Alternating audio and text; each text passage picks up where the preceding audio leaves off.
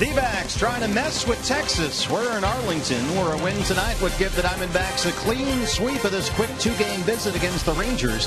It would also put the Diamondbacks at 500 for the season. A chance tonight to make a molehill out of that mountain. It's Diamondbacks baseball, the D-backs and the Rangers from Globe Life Park in Arlington, Texas on Fox Sports Arizona.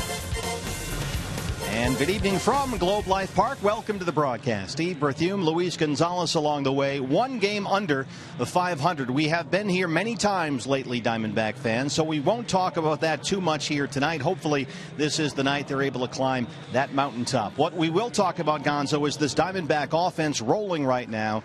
8 straight games with at least 10 hits. Yeah, they have a lot of guys swinging the bat well. To me, I feel like they're having great approaches at the plate. They're really starting to come into their own. Great way to go into the All-Star break.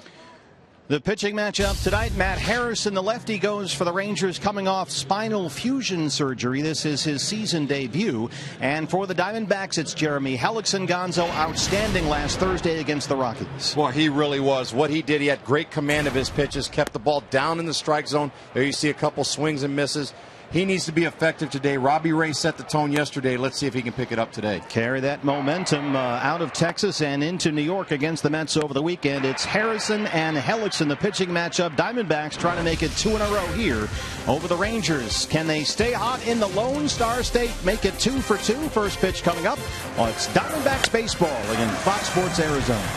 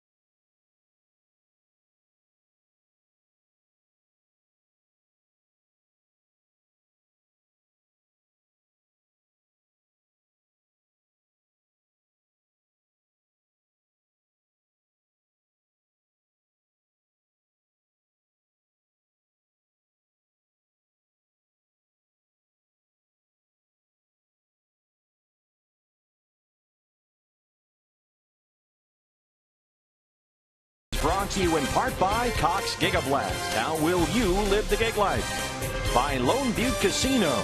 You're in for more winning moments at Lone Butte Casino. And by Jack in the Box. Taste the new black pepper cheeseburger today, only at Jack in the Box. Globe Life Park in Arlington, Texas. There's 29-year-old left-hander Matt Harrison. Tonight, his season debut on the same day he made his major league debut 7 years ago, July the 8th. Troubled recently by extensive back injuries and surgeries. Just activated from the 60-day DL on Saturday. He is coming off 3 operations on his back, one of which was spinal fusion surgery just over a year ago. This is the lineup, Gonzo, that will face Matt Harrison here tonight for the Diamondbacks. Yeah, Nick Ahmed leading off. A.J. Pollock, Paul Goldschmidt are 2 All-Stars back-to-back. Yusmani Tomas hitting cleanup. Wellington Castillo swinging a hot bat, hitting 5th.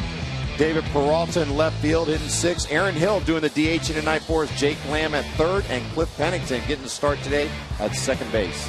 And the Diamondbacks tonight looking for a sweep of this brief 2-game visit to Texas and a win over the Rangers here would, as we know, put the Diamondbacks at the 500 mark for the first time since April 24th when they were 8-8. We've heard this before. Not the goal, certainly, but a mountain to climb along the way. We all know by now the track record in this scenario. 0 for the last 12 attempts to get back to 500 for the year. Hopefully they get over that hump tonight. Your Arizona Ford starting pitcher for the Rangers is the lefty Matt Harrison. His manager is Jeff Bannister. Typically a fastball guy. Right now he's probably up to 93. I think before the injury he was up to 95. Fastball sinks, had a little cut on it also. It throws a changeup that sinks, and a hard breaking ball. So I think more than anything else, he's going to rely on a lot of movement and a lot of location. Well, this is a big day for the Rangers. Matt Harrison was an all-star and an 18-game winner with Texas 3 years ago. Since that 2012 season, he has pitched in only 6 games, coming off spinal fusion surgery just over 1 year ago. Yeah, he's had a lot of uphill battles to climb, but he's back out in the big leagues once again, and excited to be out there today. He's got a tough task. Our Diamondbacks been swinging the bat well. Yeah, he said he expected that his return tonight would be like his major league debut all over again, and in perhaps one sense it is here. Big moment for the Rangers and their fans. Yeah, it is. His velocity is a little down than what it used to be, but he can still spot pitches and get it around the strike zone. Look at the Rangers around Matt Harrison tonight. The Nick Firstbank starting defense for Texas. We got Prince Fielder, the other all-star, playing in this game, first base. Odor at second. Elvis Andrews taking shortstop. Adrian Beltre in third base. Around the outfield and left, Josh Hamilton. Delano DeShields in center. And Sin Chu in right.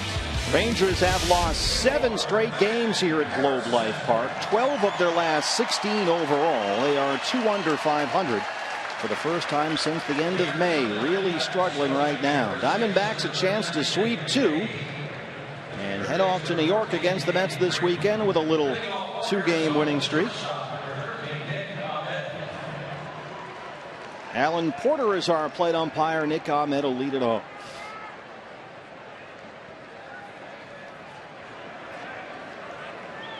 Warm and windy again tonight here in Arlington, Texas. And the first pitch is in there for strike 1 from Matt Harrison. And I think our team will take the little overcast that's been out here the last couple days. And that sun's blaring out here. It gets a little toasty. We have not seen much of the sun here. 85 degrees with high humidity, 86 now at game time. But there's only a 10% chance of rain in the forecast, so hopefully we're good to go.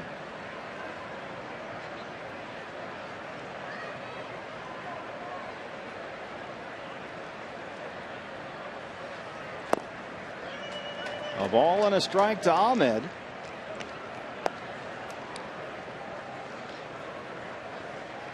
I tell you, it seems like a quiet crowd here today. Not a lot of excitement. Yeah, we had over 30,000 in here last night. 1-1 pitch. Base hit for Ahmed. Knocks it into left center. Nick Sabor to lead off the ball game. What a great start for the Diamondbacks right there. Nick Ahmed gets a pitch up in the strike zone. Staying back, staying right up the middle. Just off the end of the bat, but stayed up the middle there. Nice piece of hitting by Nick Ahmed. Great start. Nick has now hit safely in 4 straight games and 8 of his last 9. He's on board to lead it off for A.J. Pollock. A.J. back in the 2-hole tonight. 301 on the year and 10 homers. An RBI single in last night's win.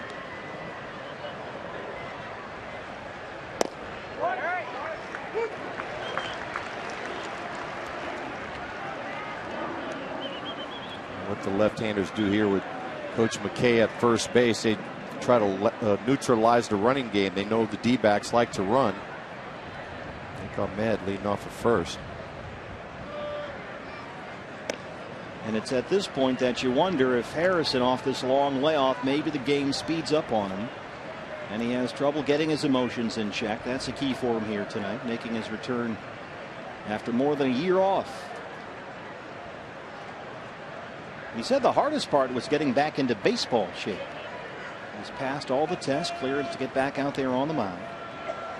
6 minor league rehab starts.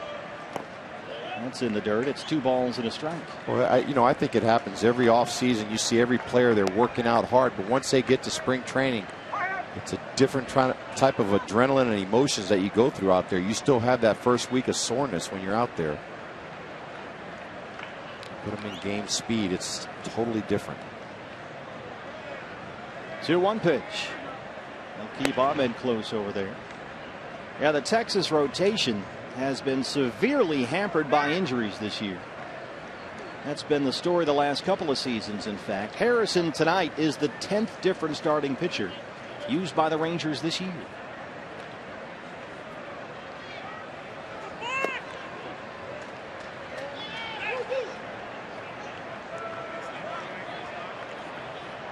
They called a balk there. Yeah, they did. There's Alan Porter. They have not announced anything up here.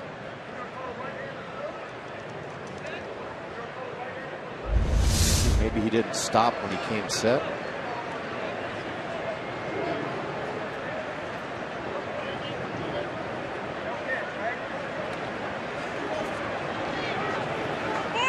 Yeah, he didn't come set. He was still moving.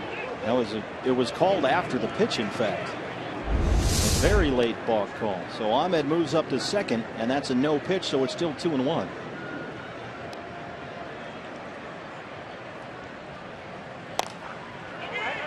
A little pop up behind the second base bag. Rugden Odor has it. That's the first out. Brings up Paul Goldschmidt. Well, definitely not a productive out. You'd like to see Pollock try to get that ball over to the right side, get that runner over to third base. You saw his teammates come up there. Harrison has to feel a little rattled there. He's on a major league mound for the first time in more than a year, and 2 batters in, he's balked. I think they're talking to him too about the gentleman stepping into the batter's box. Just in case you didn't know who this guy is. He's trouble. You might want to pitch him a little careful, especially with the open base and a man on second. The major league's leading hitter at .351. And Goldie tied with the Rockies' Nolan Arenado for the big league RBI lead. He is first in the National League in runs scored and walks. At .351 out in front, just ahead of Miguel Cabrera of the Tigers. 2-0. Not too sure if Goldie's going to see anything to hit here. First base is open. Just as soon take the walk and try to play for the double play, but Tomas swinging the bat well also.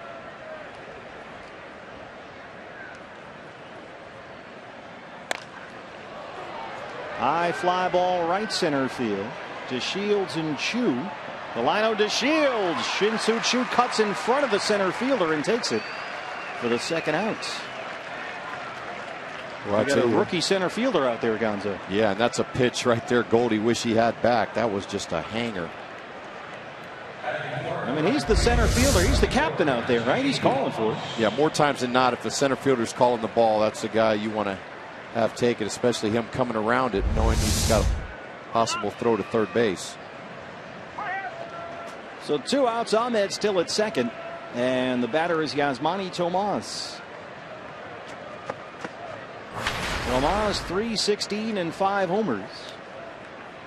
And a pair of hits in the series opening win over Texas last night, both singles. He also stole a base. Ahmed at second, 2 outs.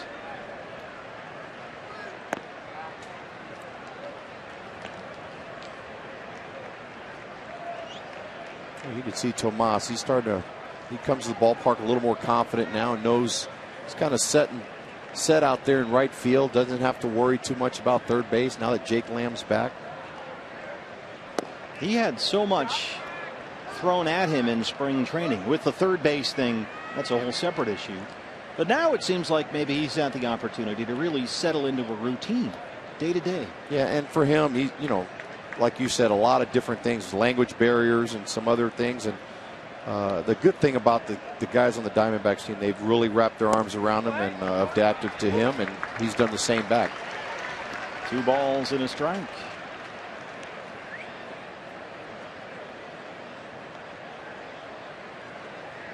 Chip Hale, a guest on our D-backs podcast, was talking about his outfield rotation. A rotation that has essentially stopped when Ender Inciarte was hurt. And it's been Peralta, Pollock, Tomas nearly every day. So roller to third. Beltre has it. And that's the end of the inning. Just underway at Globe Life Park in Arlington, Texas.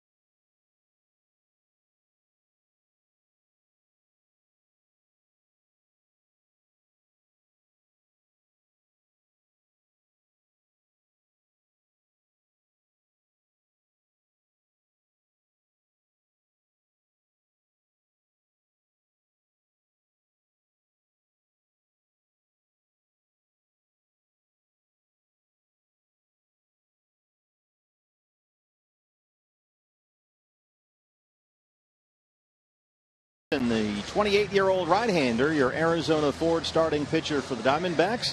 Outstanding in his last start, a win over the Rockies last Thursday at Chase Field.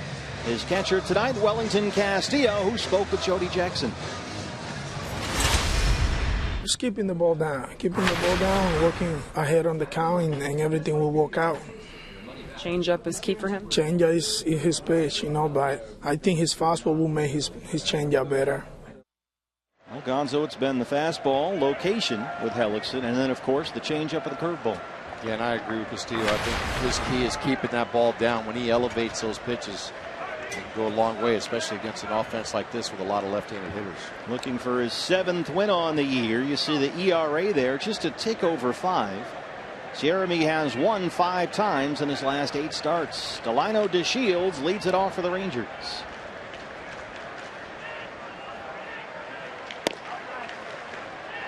Strike one. 22-year-old rookie. 275. He was 1 for 4 last night. He doubled and scored a run.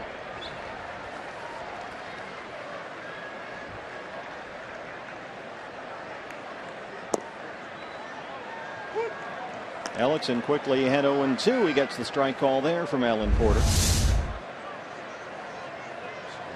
Just drop into the strike zone.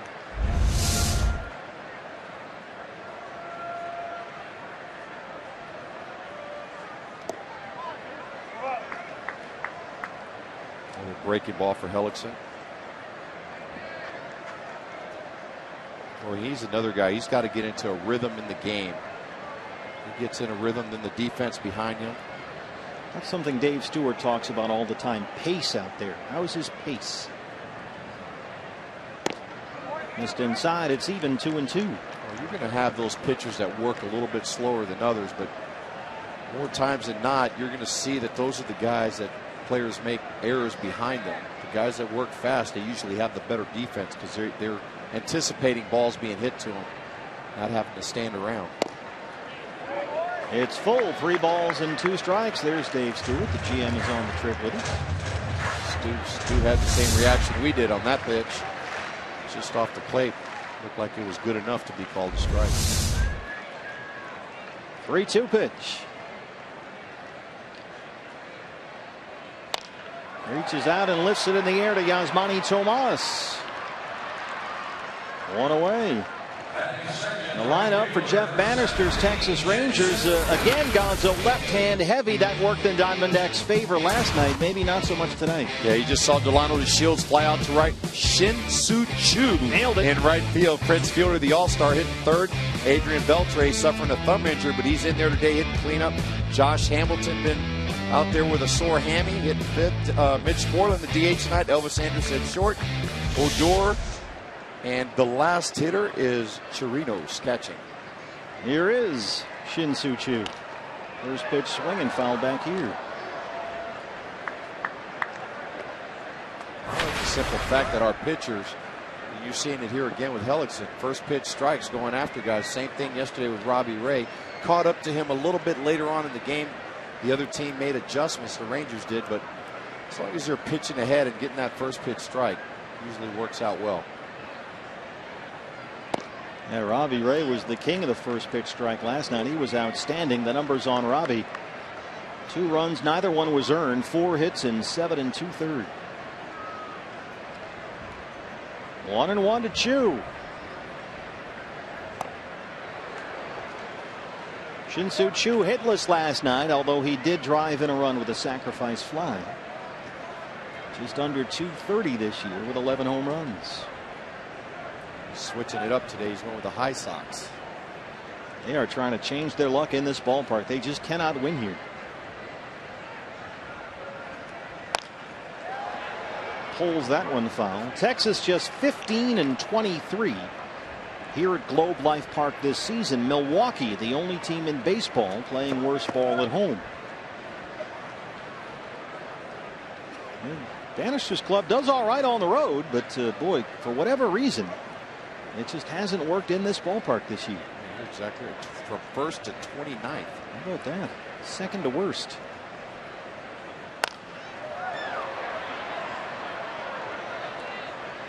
The Diamondbacks around Jeremy Hellickson. It's our mid-first bank starting defense. Well, you've got the Gold Glover Paul Goldschmidt at first base. Pennington getting the start today at second. Nick Ahmed at short. Jake Lamb rounding it out at third. David Peralta in left field. The all-star Pollock in center and Yosmani Tomas in right. Wellington Castillo behind the plate. Of course, Hellickson on the mound. And Choo making him work. U of A shirt in the house. Nice catch. Diamondback cap on.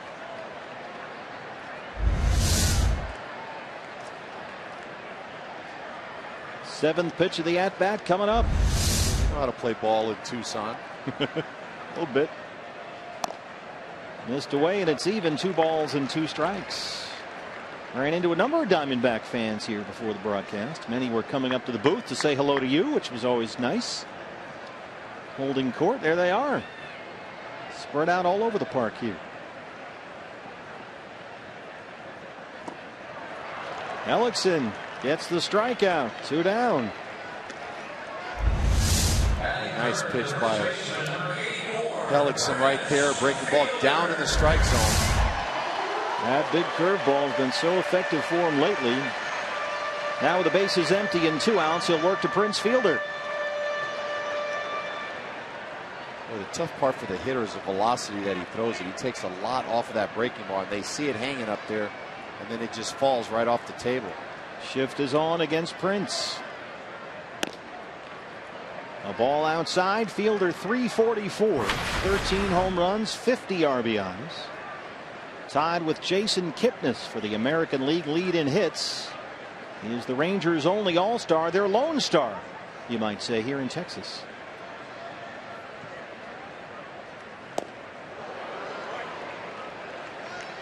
We talked about the change in speed there. You see 75 miles an hour. He was way out in front of that pitch.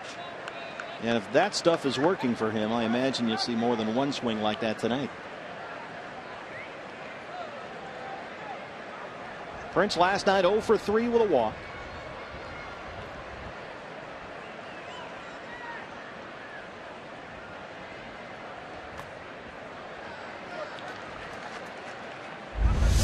Talked about Hellickson changing speeds. There it is. A little slow drop right there. A lot of curveballs early from Hellickson. Oftentimes, and we saw that this was the case last night with Robbie Ray, fastballs early. And then the off-speed pitch, the breaking stuff, second and third time through. Tonight, though, Hellickson coming out of the gate, throwing that curveball. 2-1 pitch. Fastball away is fouled off. It's 2-2. After he's thrown a couple good curveballs, you see Prince Field a little late on that. He's throwing that curveball 75 miles an hour. Then when you come with that fastball, seems like it gets on you a little bit quicker. Almost a defensive swing he had there. Look at the far left of your picture. You can see Adrian Beltre in the on-deck circle. Sneak it in behind the plate to get a look at Hellickson. 2-2 to Prince. Right into the shift. Jake Lamb is there behind the second base bag. It's a 1-2-3 first for Jeremy Hellickson. No score here in Texas.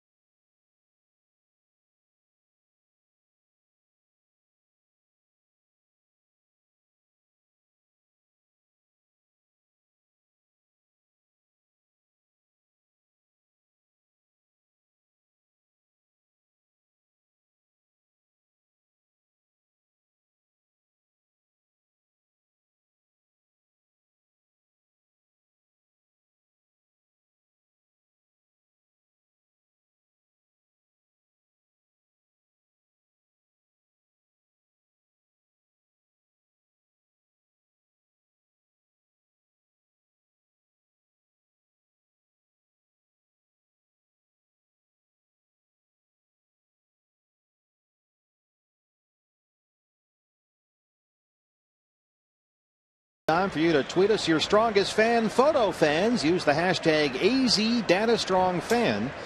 And you might see yourself at an upcoming Diamondback broadcast brought to you by T-Mobile. Diamondback fans all over the ballpark here in Arlington. Wellington Castillo leads off the second against left-hander Matt Harrison.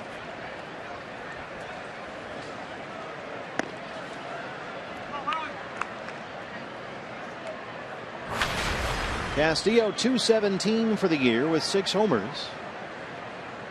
He singled twice last night. It's this one high in the air to left center field. Delino DeShields. One away. He had a good swing at it, just got under it a little bit. David Peralta. Chip Hale tonight.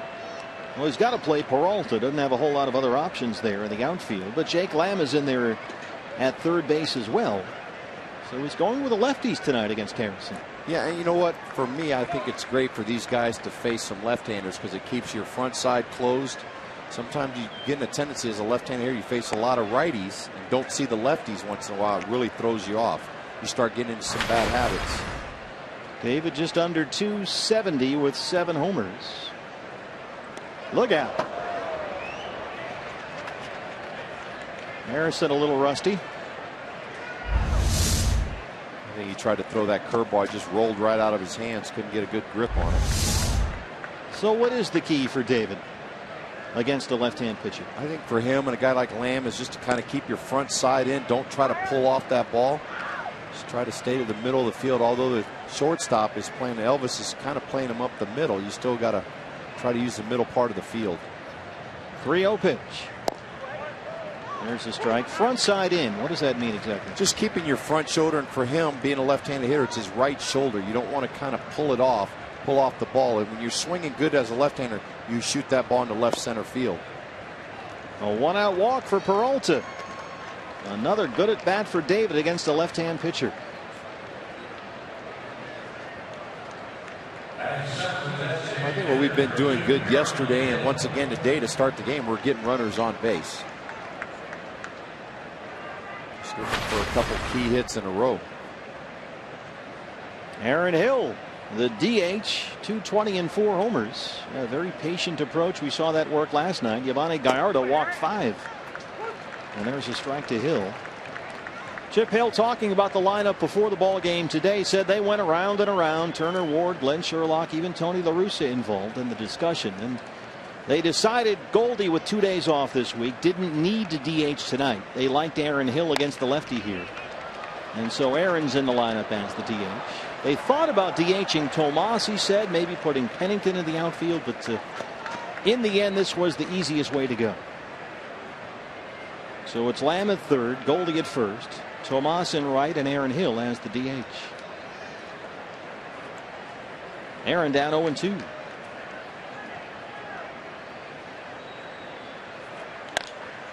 It's a fly ball out to Shin-Soo Choo in right. 2 down. When you talk about a guy like Goldie possibly DHing or getting a day off, I remember when BB was our manager, Brentley, he would tell us, today you're not going to hit out on the field, just stay in the clubhouse and be ready to go for the game. And you know, realistically, you know, when you're out there for batting practice, you see a lot of the Rangers, they hit and they go right into the clubhouse. They're not out there in the heat. So it's almost like getting a day off, a mental break. You just go in the cage, get some soft toss, come out ready to play for the game. Jake Lamb, big night last night. He walked and had 3 singles. This was the big hit, a broken bat, 2-run single that opened the scoring in the 5th. Watch it hit the bat twice right there. It broke the bat and then hit the broken end of the bat. And that was a big hit in the ball game, broke that scoreless streak. So Jake in there at 304 now with a pair of homers. He's hit safely in 4 straight. Shatters the bat on the label. Watch it hit the end just as the ball goes out of your picture here. There's one, and right there it hit the bat again. Just to give it that little extra oomph out there to fall in. There you go. That's not easy to do, you know that, right? I wouldn't imagine it is. It worked out for sure. First runs against Yvonne Gallardo since June 10th. 2-0 pitch. You were talking about the approach, Gonzo, and you know, Jake Lamb did a great job last night of working the count against Gallardo. He went to a full count in his first 2 at-bats and then had 3 base hits. And Chip Hale today was talking about that. The offense running up pitch counts up there. You try to wear that pitcher down a little bit, especially when you don't have runners on. When you have some runners on, there are times where you have to be a little bit more aggressive because you want to try to get that good pitch to hit to try to drive that runner in. But if there's not runners on, you want to see some pitches. You start gauging speed a little bit. So later on in the ball game, when you need to come up with that big hit, you've seen everything he has. Yeah, the way Chip put it was making the pitchers come to them, the Diamondback hitters. That's what they did very well last night. And once again, Lamb is up there with a full count, 3-2.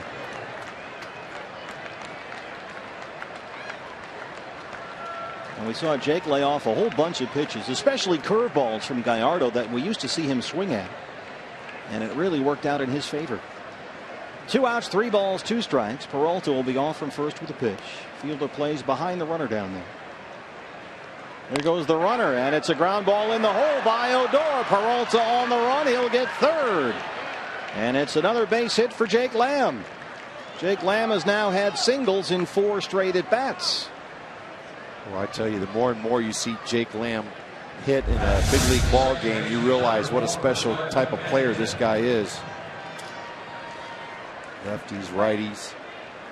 Last year he came up and there was a lot of teams pounding him hard in. He was taking those pitches, worked on it a lot in the offseason, made some adjustments. And how about this, Gonzo? In this inning alone, the 2 lefties, Peralta and Lamb, have reached against Harrison. Peralta at third, Lamb at first. 2 outs, and it's Cliff Pennington. who's getting the start at second base tonight. And have had the best at-bats of the game so far. Absolutely right. Peralta worked a walk. Lamb had the single on the 3-2 pitch. You know, to me, you got to sprinkle in a couple of left-handed hitters, because if you're a left-handed pitcher and you're facing all righties, you start getting in a groove, especially if you're throwing that breaking ball, backdoor breaking ball. Then you get a left-hander up there, and it kind of changes a little bit of your look and your angle up there. He did not go, says Mark Ripperger down there, and Pennington's ahead 2-0. 234 on the year, 8 RBIs. His 5th start this season at second base. He's up 2-0 in the count. He's looking for something to drive right here, get something up in the strike zone, try to get it out in the outfield, get that runner in. Harrison has thrown first pitch strikes to only 3 of the 9 Diamondback hitters, and he's behind on Pennington 3-0. A line drive base hit.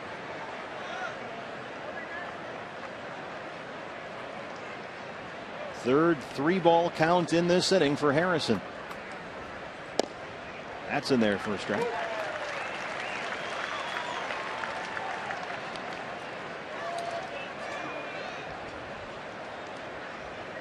Driving that pitch count up there. Saw Gallardo go through that all night last night. Harrison laboring here in the second. It's full 3-2. That's 2 strikes in a row down in the strike zone.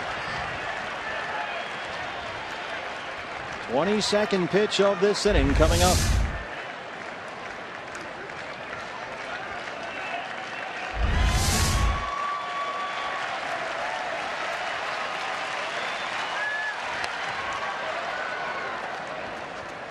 Nice job by Cliff just to stay alive.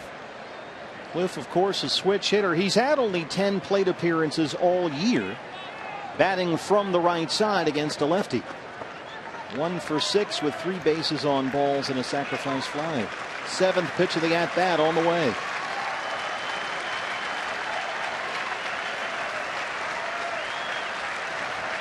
There goes Lamb from first. Pennington slams it into the left field corner. Peralta scores. Hamilton over to cut it off, and the Diamondbacks have a 1-0 lead. Cliff Pennington, 12 hits in his last 25 at-bats.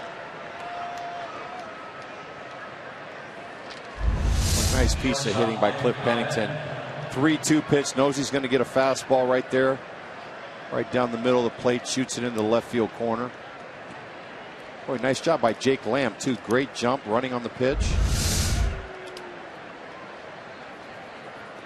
Diamondbacks beating up on lefties this year. Yeah, that's impressive. You look at some of those teams on the Giants, Cubs, good offensive clubs. Mike Maddox, the pitching coach.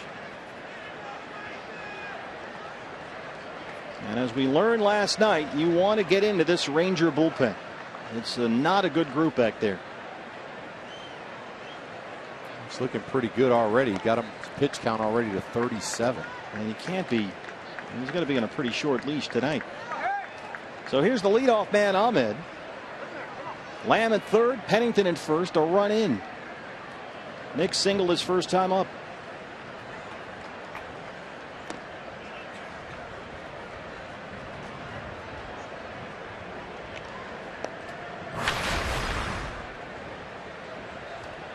Harrison about to throw his 25th pitch of the inning.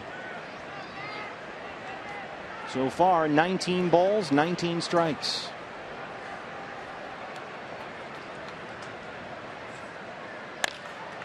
Broken bat. This has got a chance to get down, and it does. Lamb scores. Penny's in at third, and it's 2-0 D-backs. 3 straight singles, all with 2 outs. Ahmed 2 for 2. Boy, nice piece of hitting once again, Ahmed. These guys are really coming around, showing good at-bats, patience up there at the plate. Gets the ball up in the zone. Stays through it enough to just loop it out into left center field. Nice piece of running, too, by Cliff Pennington, going all the way from first to third once again. First and third in them for the Diamondbacks. Penny's at third, Ahmed at first. Still 2 outs. Here's A.J. Pollock.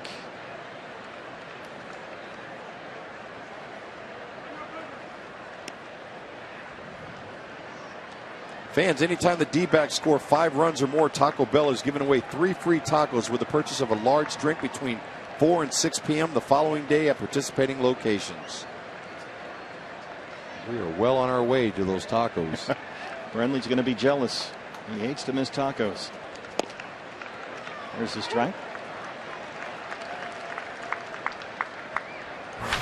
AJ off to a great start in this, his All-Star month. He has hit in every game in July. Now it's 6 straight. And he's batting nearly .380 this month.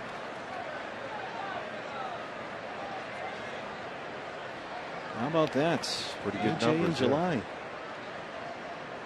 The 0-1 is in the air. This is well hit to left field, and that ball is gone. A home run. A.J. Pollock, his 11th, and the Diamondbacks are pouring it on here in Texas. 5-0. Hey, now you're an all-star. Gonzo, how about some tacos? Asking you shall receive. We're getting tacos. You called it. Taco Bell. An 0-1 pitch over the head of Josh Hamilton and into the left field seats. 5-0 D-backs. How good does our offense look right now? These guys are swinging the bats. Speaking of which, here's Goldie. That's already 5 hits for the Diamondbacks. They're halfway to what would be their 9th straight game with at least 10 hits.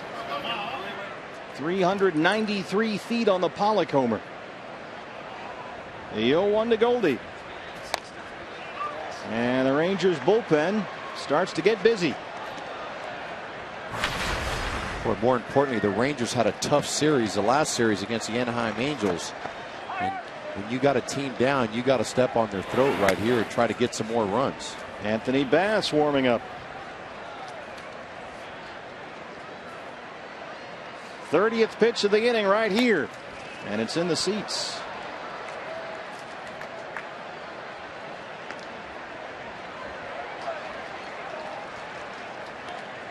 Laboring. 4 straight 2-out hits. 44 pitches.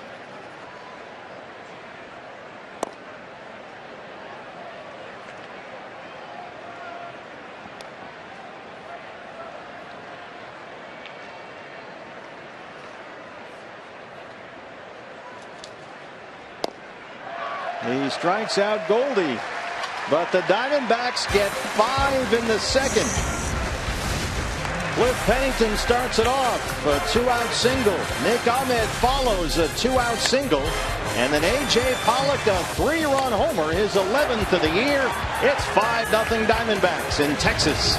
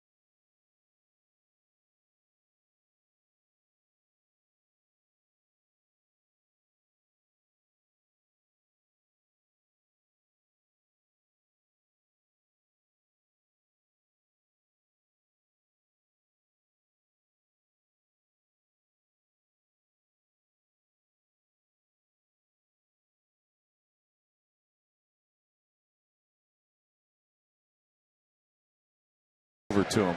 5-0 Diamondbacks. Is this the night they get back to 500? Adrian Beltre leads off the Rangers second against Jeremy Hellickson. He's in the Windy City, isn't he? He is. He's being a granddad this week. His favorite thing. And there's that gizmo they have hooked up for Beltre, a sprained left thumb. It's got like a claw in there.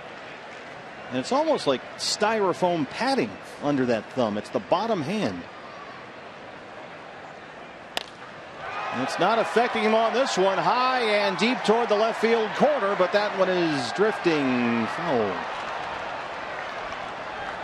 Well, that wind just kind of tipped that ball foul. It started in fair territory. This was last night. This is what Beltre has to go through just to protect and hit with that sprained left thumb.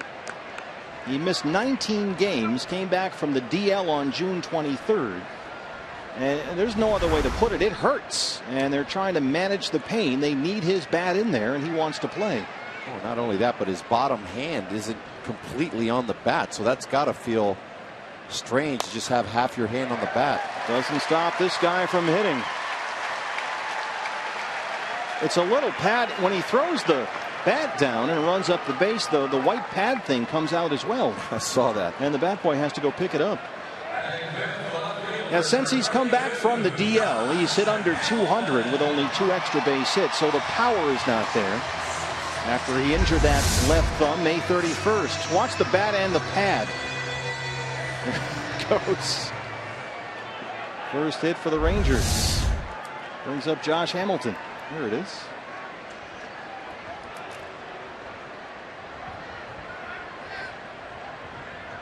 You got to think of all the companies and manufacturers out there. Somebody's got to be able to develop a device. Shift is on against the left-hand hitting Hamilton. 270 and 2 home runs, just 11 games this year in his return to the Rangers. Here's a look at the Diamondbacks defensively. Nick Ahmed all by himself at shortstop. Well, the infield positioning changes a little bit, especially with a runner on.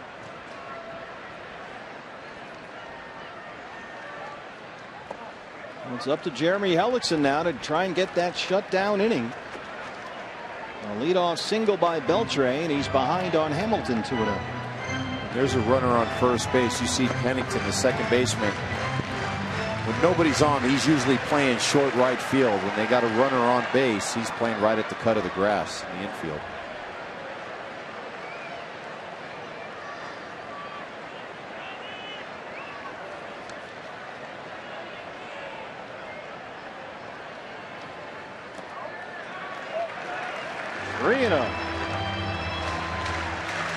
Jeremy had that curveball working very well in the first. Still trying to find some command in the second. Moreland, a dangerous left-hand hitter on deck. Second 3-ball count in the ball game for Hellickson. He's behind 3-0.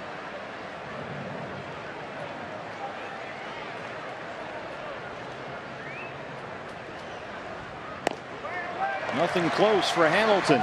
A 4-pitch walk. First 2 have reached in the Rangers second. Although the team's up 5-0 right now, you still got to be careful because the Texas Rangers have been slumping a little bit offensively, but they can strike in a hurry with the power guys that they have in their lineup. And we mentioned the left-hand heavy lineup for the Rangers. That worked in the Diamondbacks' favor last night with Robbie Ray out there. It's a different story against the right-hander Jeremy Hellickson. And Moreland is, he's kind of a sneaky guy in this lineup. He's got more power as much as anybody in there. Alan Porter will come out now and break this up. Moreland, in fact, 14 home runs, leads the Rangers. He's homered 6 times in his last 12 games.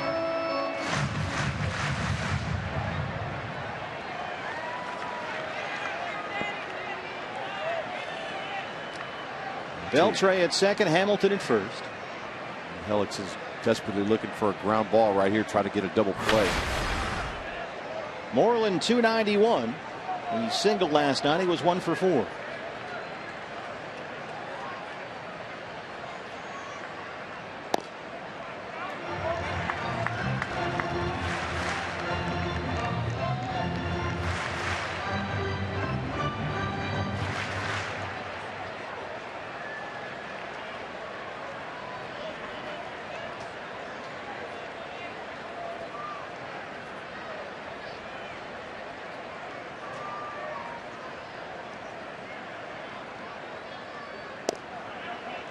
There's a strike, 1-1. Hellickson's pace just slows down just a tad bit more when he's got some runners on base. Is that the case with both guys? Some. I mean, you know, you understand he's trying to mix up his looks and stuff, but Beltre's not a base stealer. He's not going to be one of those guys trying to take third, especially with him and Josh Hamilton on the bases.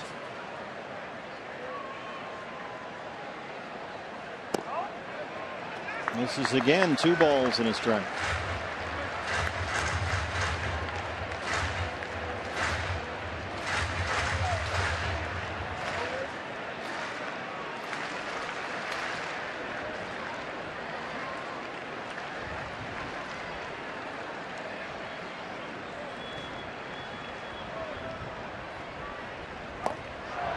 Swing and a miss. Hellickson back even 2-2. That's what you're looking for. Third ball and the changeup for some swings and misses. When he kept that one down, Moreland was trying to leave the stadium. A changeup that drops down and away from the left-hand hitter.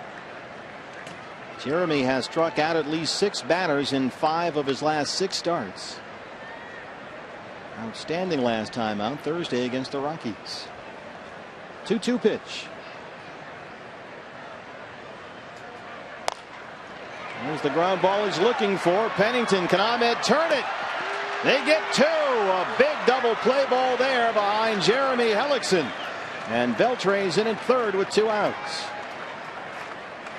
Just what the doctor ordered. Yeah, nice job right there. I think they're calling in down to see if the replay over at first base with Goldie. It looked like he was very quick over at first.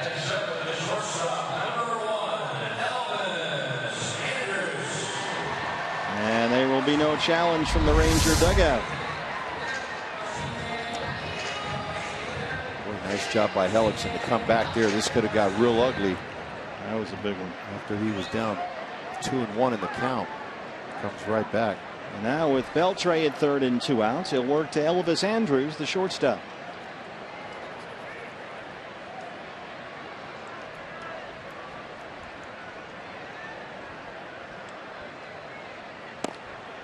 There you go.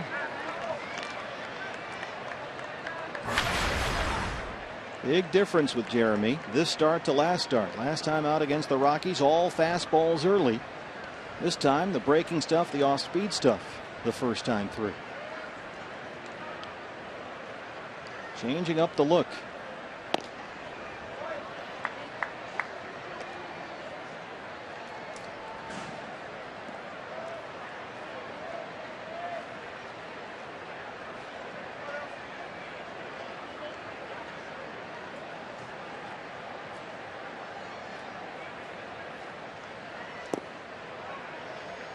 He's keeping the ball down in the strike zone. Don't want him to waste too many pitches away here.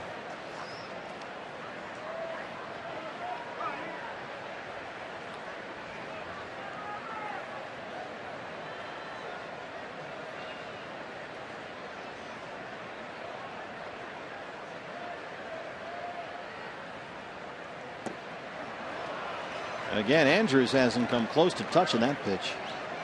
Well, I tell you, that looks so good coming out of his hand. You look at the replay, that ball just drops. The bottom just falls right out of it. As a hitter, you're seeing it up in the zone. Why, when you start to commit to it, that's when that ball starts bottoming out. Andrus drives it to center. A.J. Pollock backing up. And he's there. Rangers had 2 on and nobody out, but Jeremy Hellickson gets a big double play ball. He retires Andrus and gets out of trouble. It's still 5-0 Diamondbacks.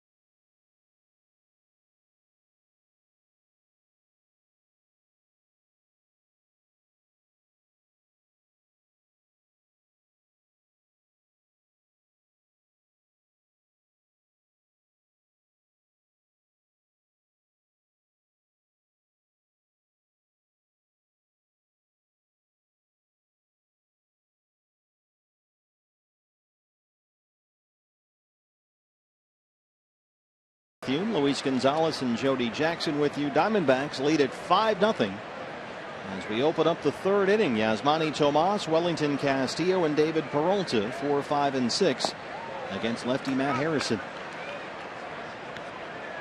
RBI singles from Pennington and Ahmed, a 3-run homer by Pollock, a 5-run Diamondback second.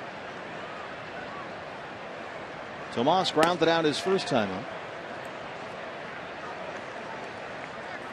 He's ahead 2-0. Once again, being patient at the plate, working yourself into good hitters' counts.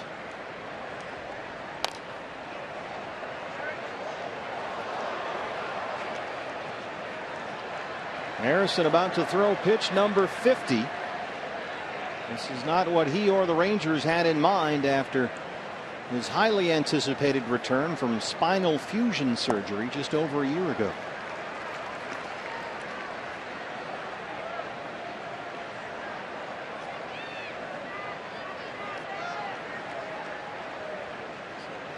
"50 pitches, only 28 strikes."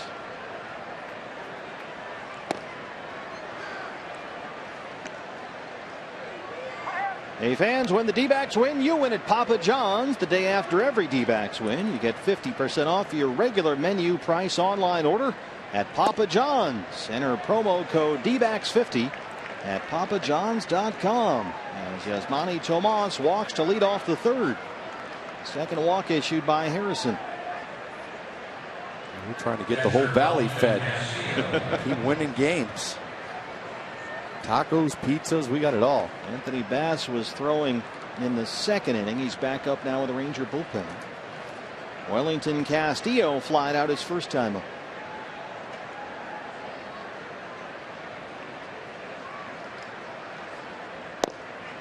Matt Harrison has had 3 different operations on his back. He was diagnosed with a condition in which he's got a vertebra that slips out of position, and that causes painful nerve irritation.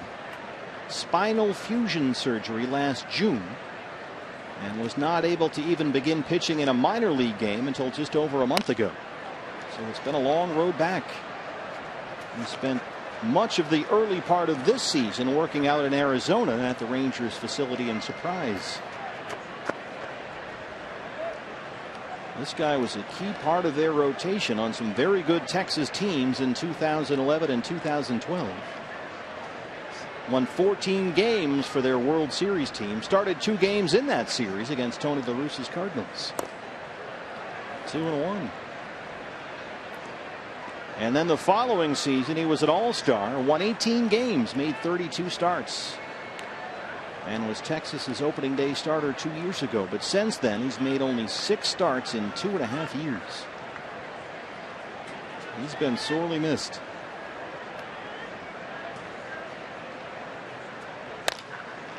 Double play ball here, right to Andrews. Rougned Odor turns it quickly, 2 down.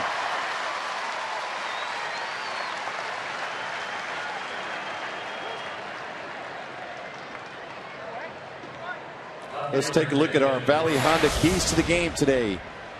Be patient and keep your front side in. Our 2 lefties in the lineup, we want them to keep their front shoulder in there.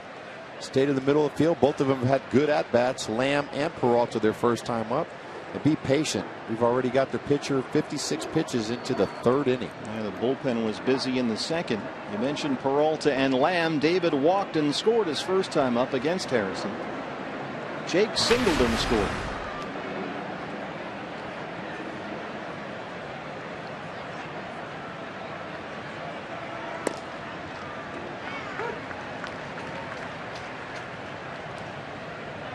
David Peralta. Look at these numbers against left-handers. Last 10 games, 421. As a roller, Odor has to go well over to the line and throw away from his body. Another ground ball out for Harrison, who gets through the third. Diamondbacks lead the Rangers 5-0.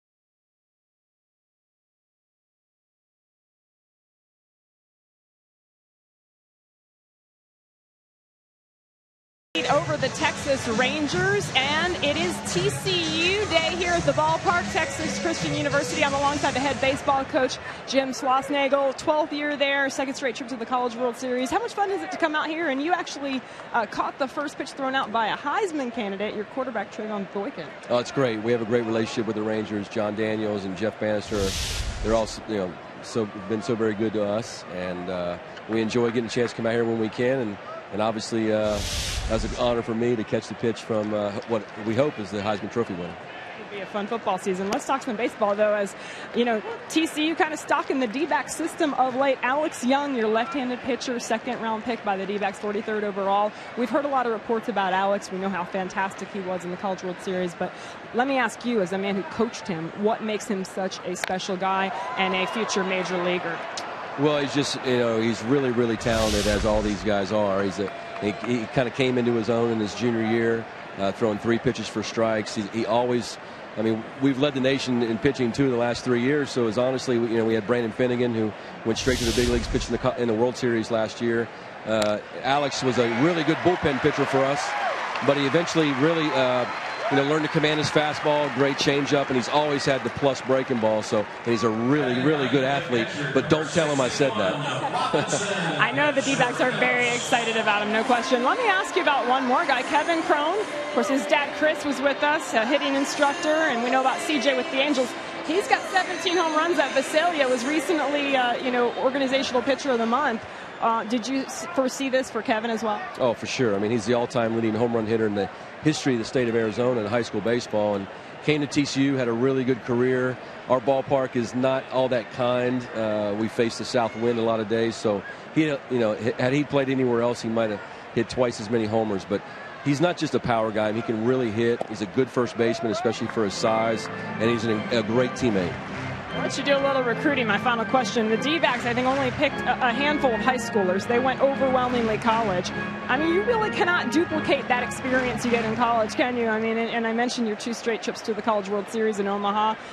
It's obviously an amazing chance for players to take that next step.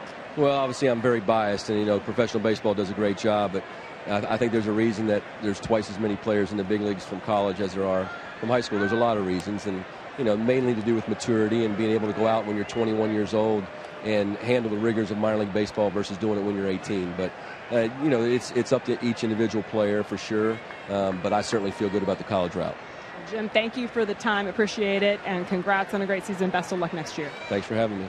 Jim, we'll send it back up to you guys, Steve and Luis. Thank you, Jody. Looking forward to seeing Alex Young pitch.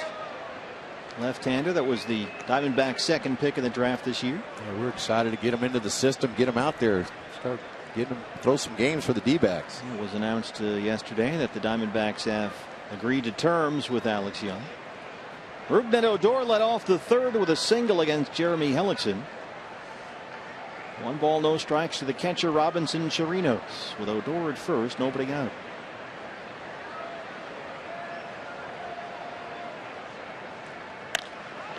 This is smashed to the left field corner. That gets down and reaches the wall. Odor can run. They're going to stop him at 3rd in a 5-0 game, and it's a double for Robinson Chirinos, his 12th this year. A nice job by Peralta to get that ball in as quickly as possible. Hellickson leaving that pitch just a little bit up in the strike zone. First couple innings keeping the ball down. Now you see that ball about belt high.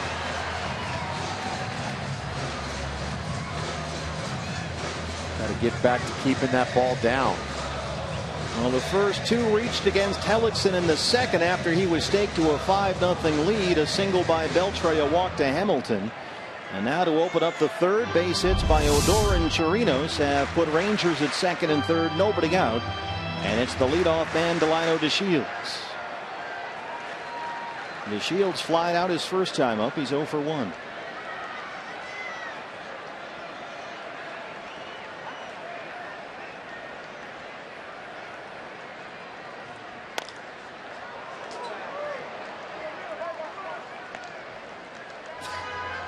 Well, the Rangers really looking for any type of offense right now to get them going. D-backs trying to get out of this inning once again. Hellickson was in trouble last inning, got a big double play. Got a couple runners on this inning without anybody out.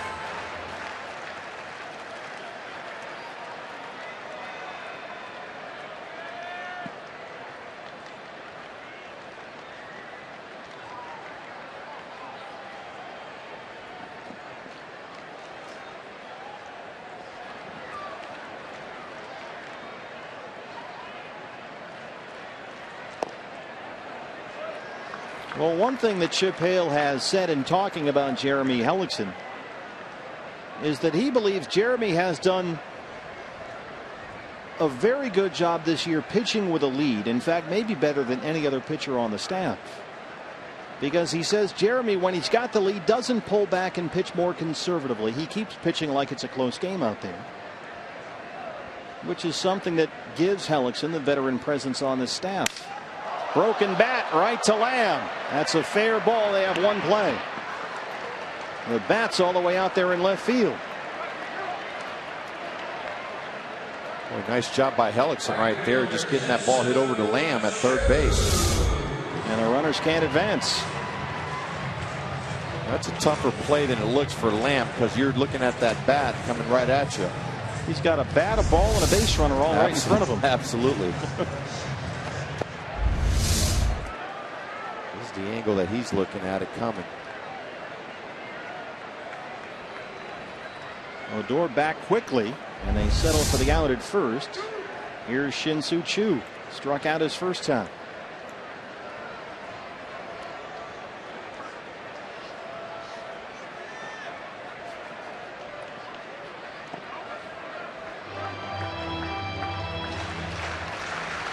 Ruben Odor, the runner at third. Robinson Chirinos, the catchers at second. 1-0 to Choo, whose batting average peaked at just under 250 during the first week of June. But he has regressed ever since, hitting less than 200 over the last month.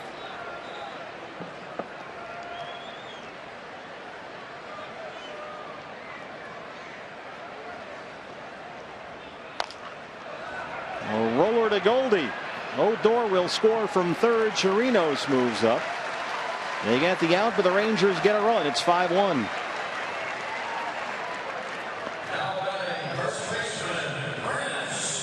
Well, really a nice job again by Hellickson, just get him a slow roller to first base. Goldie, although it got the run, you'll trade the run for the out.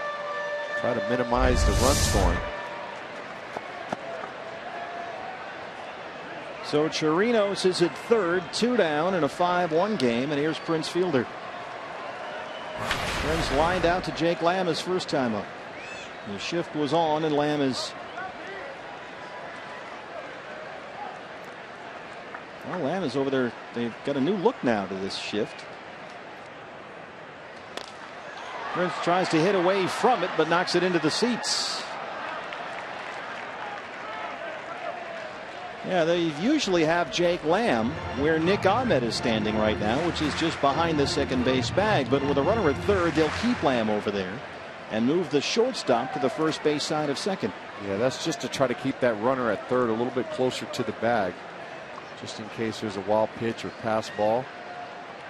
0-1 to Fielder. In fact, right where Ahmed is standing now is right where Prince hit the ball his first time up. Jake starts a little bit closer to third, and then as Hellickson comes set, he'll start moving towards shortstop. Starts backing up.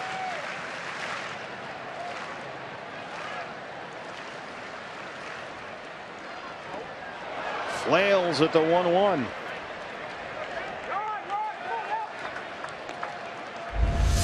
We talked about Lamb moving as Hellickson's getting ready to pitch. Lamb starts moving back into the shortstop position. I'll tell you, if Hellickson can keep that changeup down there against Prince Fielder, he's looked bad on a couple of those swings. Jeremy about to throw pitch number 50. He fights it off and knocks it by Lamb into left. Chirinos scores, and it's 5-2. Really not a big fan of that pitch location where they wanted that. Castillo setting up high in the strike zone. Anytime you got a power hitter, a strong guy like that, he's looking for something up anyway to get through the zone. You got a pitch up in the strike zone, stayed on top of it, hit it hard. I understand why they went with that after he got him chasing some balls down in the dirt. Fielder at first, 5-2 now. 2 outs for Beltre, who singled his first time up.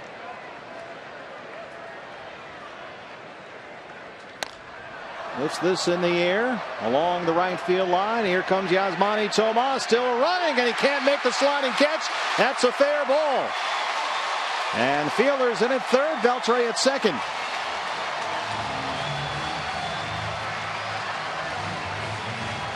We saw Yasmani miss one behind Robbie Ray. It looked last night like he lost it in the lights. This one is right off the heel of the glove. Yeah, and this one I think he could have just made a running catch, and he tried to do the little slide play.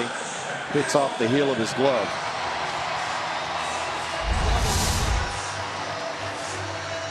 He scored a double for Beltre, his 12th of the year. That's the 4th Rangers hit in this inning. They have second and third, 2 outs for Josh Hamilton.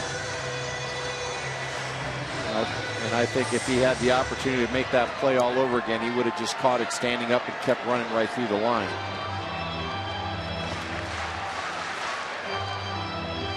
Hamilton walked his first time up. He was 0 for 4 last night.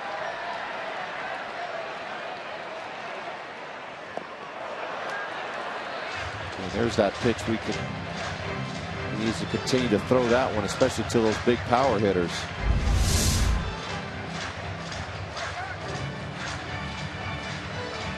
Josh not even close to that. I think he caught Castillo with a bat at the back of the helmet. He's got that back foot planted right on that line. 0-1.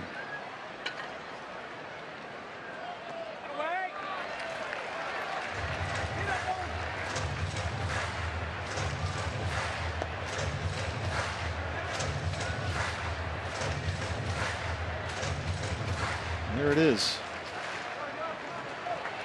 And Hamilton, a big guy up there at 6'4", 240. Got a pretty good wingspan with that bat in his hands.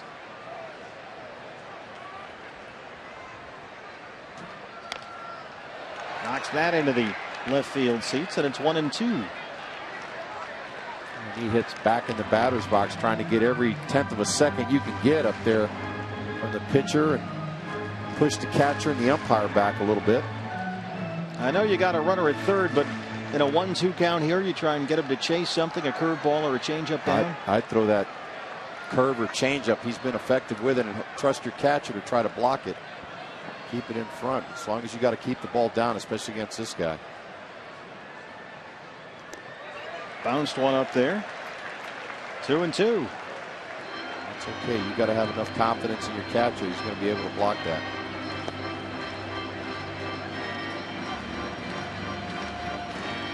Definitely doesn't want to leave anything belt high. 20th pitch of this inning coming up. Fielder at third, Beltre at second, 2 outs.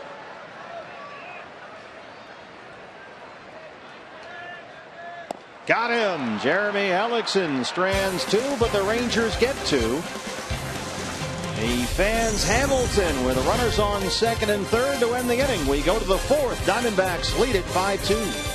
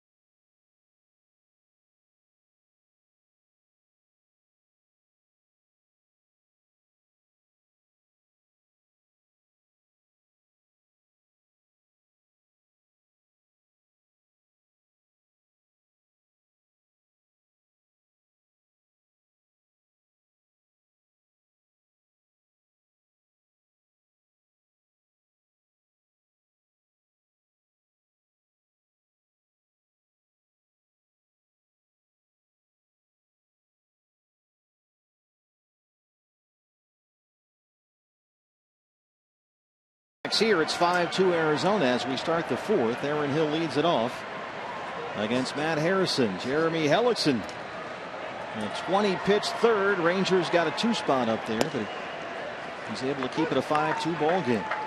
Hill, Lamb, and Pennington 7, 8, 9 in the Diamondback fourth. And 60 pitches now for Harrison.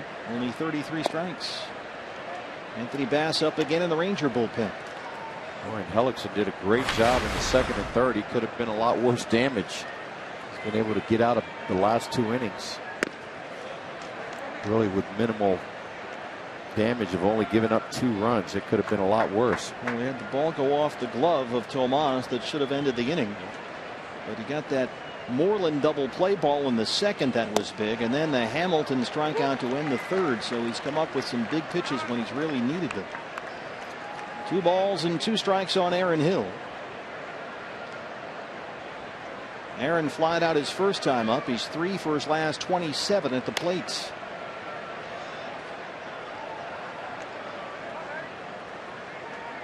This has been a little bit tougher role for Aaron Hill. I mean, his last couple of years been an everyday starter. And coming later in your career, you got to start to adapt to different roles and scenarios, and he's been able to do that this year. A little bit tougher for him offensively. Well, Aaron has handled it great. To his credit, he'll tell you, and he said publicly, he can't lie to himself. He's not one of the young guys anymore. But here he is, still here in a ball club that is going with the youth movement and a new front office, and he's playing a role.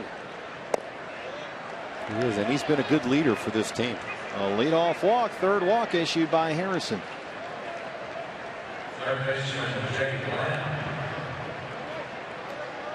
Brings up Jake Lamb, who singled and scored his first time up.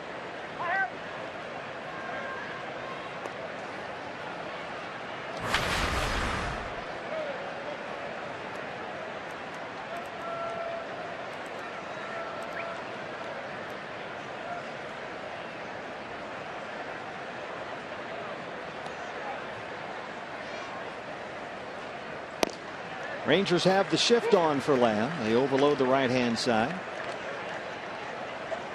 It's Beltre all by himself, basically at the shortstop position right now. How about these numbers for Jake Lamb? Last 10 games, over 370 with 6 RBIs.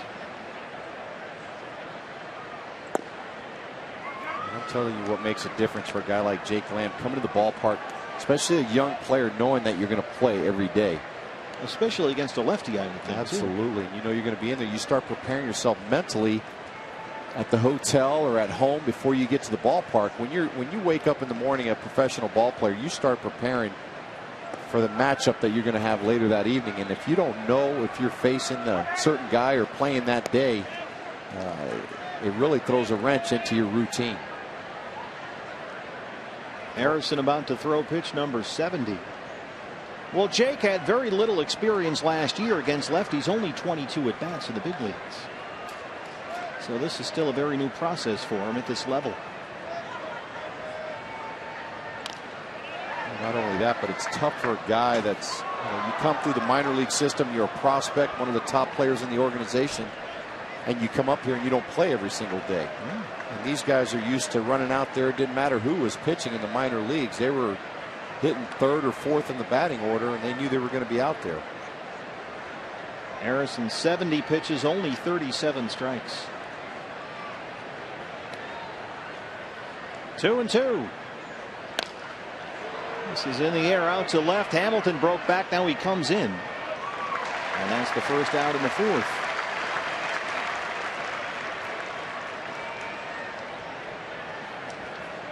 Brings up Cliff Pennington.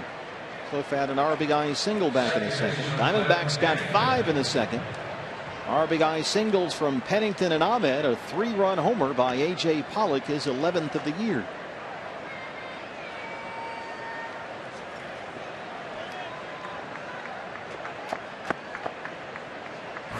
How about Pennington? He's got 12 hits in his last 25 at bats. And the average is up over 240. He's really turned it around. He was struggling early in the season, not getting a lot of plate appearances. And you talk about not getting the chance to play regularly, like you said. I mean, Cliff over his last 14 games has only had 3 starts. But he's hitting nearly .460 over that span. There's this in the air out to DeShields in center. 2 down.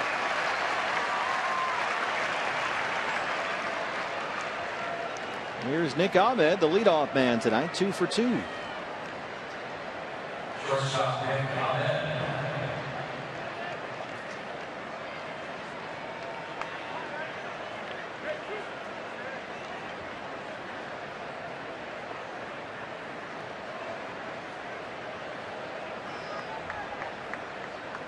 See Ahmed try to hit one in the gap here down the line. 2 outs and Aaron Hill at first.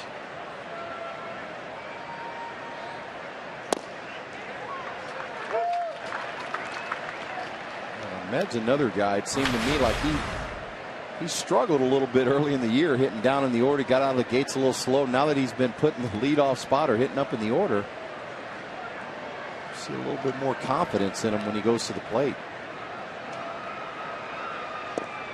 Well, he has really earned opportunities in the leadoff spot. I mean, the at-bats have been so much better lately, not just the batting average, but the walks and the on-base percentage. Last 17 games, he's hitting over .320, including 3 home runs. The power's been a nice surprise. Shoots it out to Chu and right. They strand the leadoff walk. Diamondbacks lead at 5-2.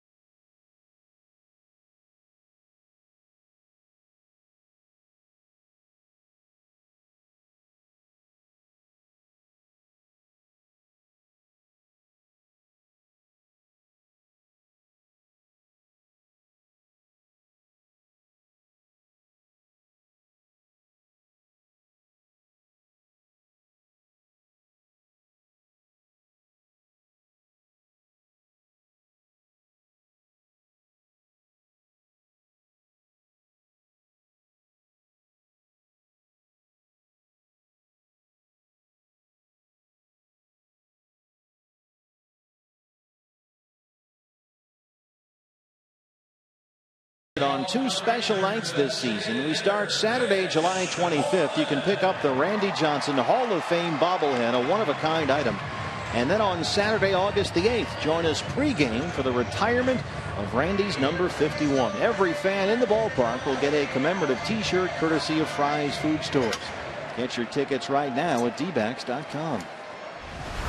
It's the flags on top of the home run porch, way up there in right field, and it is steadily blowing in, as it always does, from right field here at Globe Life Park. Mitch Moreland, the lefty, leads it off, and the Ranger 4th against Jeremy Hellickson.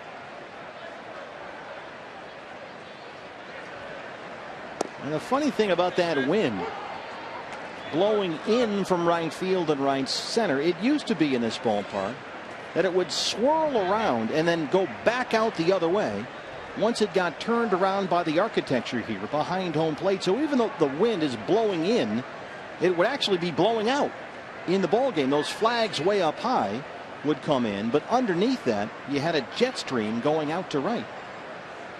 Well, they built a nice little exclusive club here behind home plate, luxury boxes, that kind of thing, and that really took care of that whole jet stream thing. So it's not as good a left-hand hitter's park as it used to be. Yeah, and I was also talking to Dave Magadan, their hitting coach.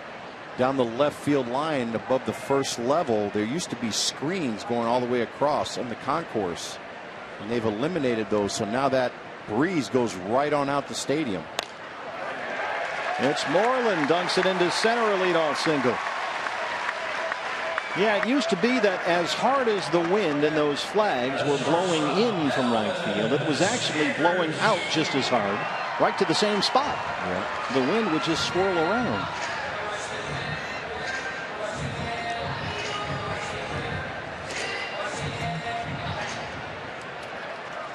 Elvis Andrus flying out his first time. I mean, it used to be you were a left-hand hitter in this ballpark. You just get it up in the air and it would go. Yeah, you'd constantly see balls going into that second level. A home run porch out there in rights.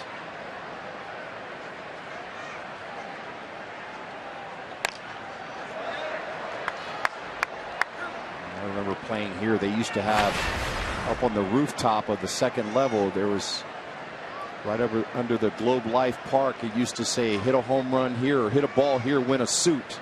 Oh, you used to have that old-fashioned sign, right? Yeah, so every left-handed hitter in batting practice would blow their abdominal muscles out trying to hit one up there just to win a $200 suit. The good news is you got a suit. The bad news is you strained your oblique. Yeah, you're on the DL for 15. 60 pitches for Hellickson, 38 strikes. Tried to come inside there and almost hit him.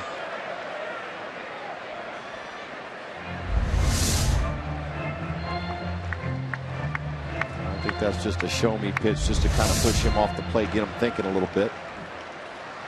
You want him up there swinging. Andrus is 3 for his last 29.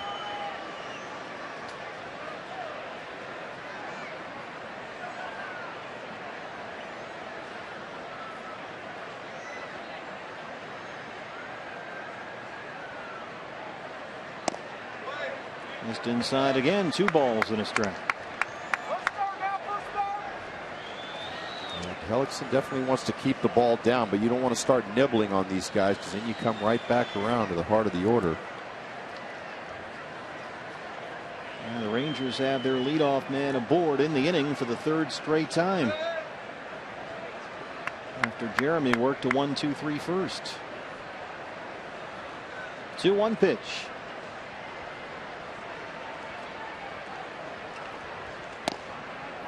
He's trying to pound him in. It's just not working. He's behind 3-1. Keeps trying to tie him up on the inside part of the plate. You see on the Fox tracks everything on the inside part. His 3rd 3-ball count in the ball game.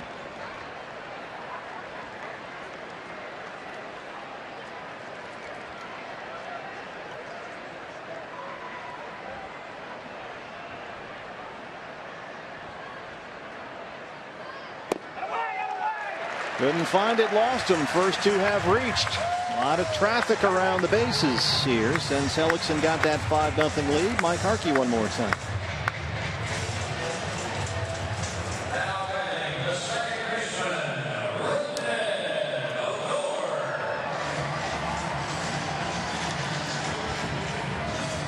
Hey fans, watch every out-of-market game live or on demand in True HD and over 400 mobile and connected devices.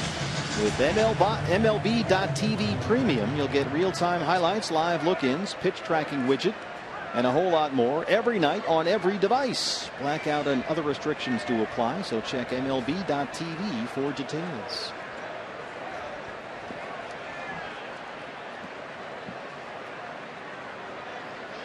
Alan Porter out there to join the conversation. Randall Delgado will start throwing in the Diamondback bullpen. Andrew Chafin.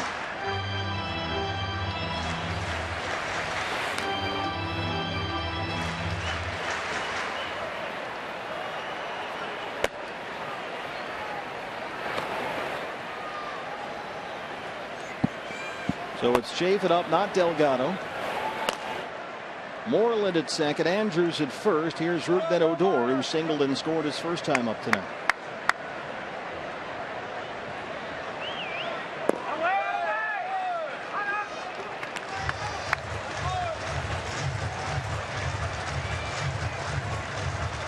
say to me, these are the tougher guys right here to throw that changeup and stuff. Some of the guys down there, the smaller guys on the team. The big guys in the lineup, they're used to trying to hit balls out of the ballpark. These are the guys that slap the ball around, get extra base hits. Well, this guy is a very aggressive hitter up there. He's a chaser. He is up there swinging. Struck out in his first 3 at-bats last night. Had an RBI single in the 8th. Singleton scored his first time up tonight. Rangers 1 for 6 tonight with runners in scoring position.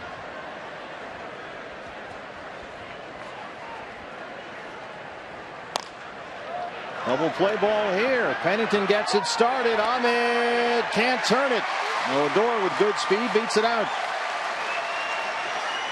I think they're going to check that play at second base. Here comes Jeff Bannister. That was a long feed from Pennington.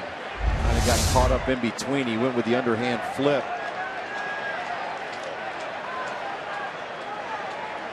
Didn't get a lot of speed behind that far distance to flip the ball. So you know Ahmed had to come to go get it.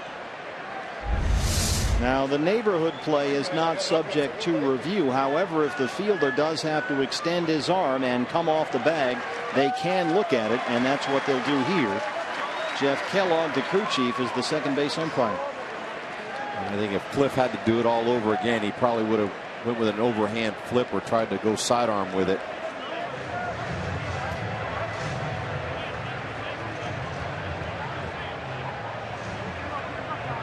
I think that's what Chip's asking about. Why are they able to review that play?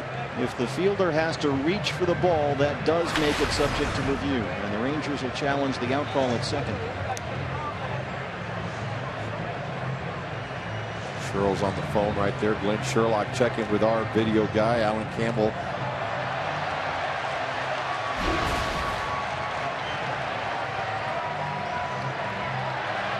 It's another replay review brought to you by Mix One. We're showing it on the big screen here, and it looks like Nick. I don't think he's got a foot on the bag when he's got the ball. He wasn't even close to the bag. And if Bannister can win this challenge, it really sets him up for a big inning here. Yeah, and the tough part right there on that play for Nick Ahmed was the fact that the ball was kind of tossed under, like underhand a little bit, so he couldn't get more velocity on it getting it to Ahmed. And when you got a runner coming at you, you're not going to stand in there and take that. So this is just Pennington's 5th start of the year at second base. He's usually making that throw from the other spot or taking it as the shortstop. Right.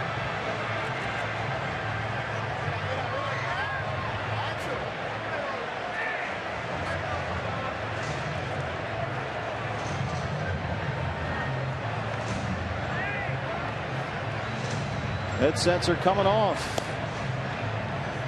And he is safe at second.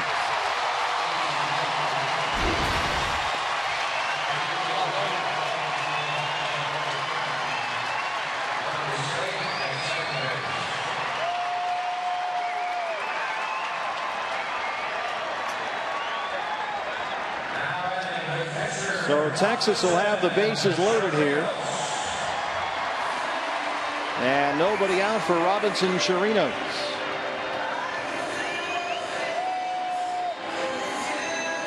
Let's update our replay review standings brought to you by Mix One.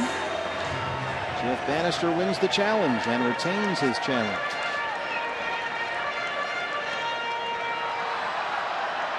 So a fielder's choice puts Odor at first. You've got Andrews at second, Moreland at third, nobody out. Chirinos doubled and scored his first time up. Jeremy Hellickson in a mess here.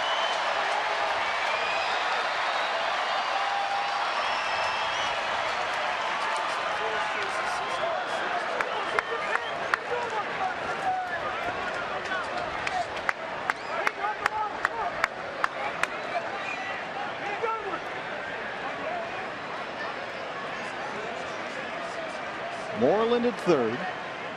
Elvis Andrews at second. Ruben Odor at first. 0-1 on Robinson Chirinos, the number 9 hitter.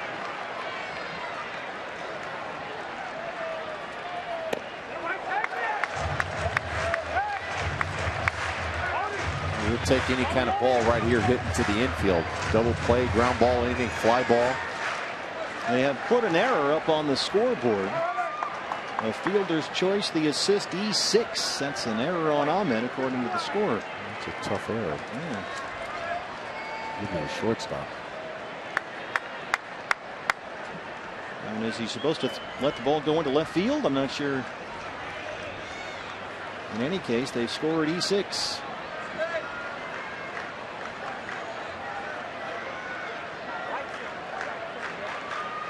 One pitch. Hellickson has been trying to throw inside to these righties, and he just can't spot that pitch in there. 70 pitches, only 41 strikes.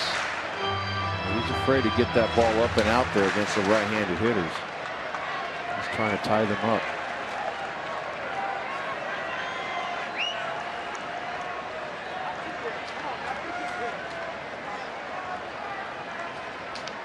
Two and one.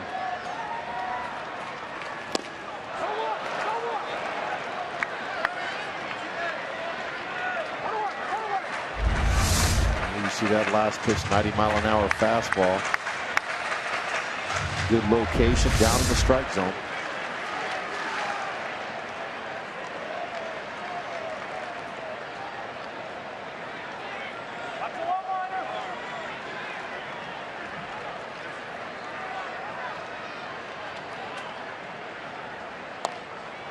That's rolled foul.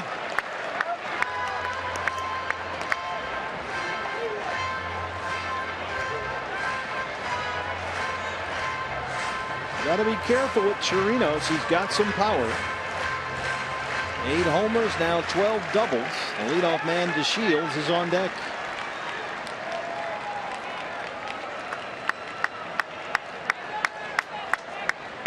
You know anything close here up high, he's going to be swinging at it. 2-2.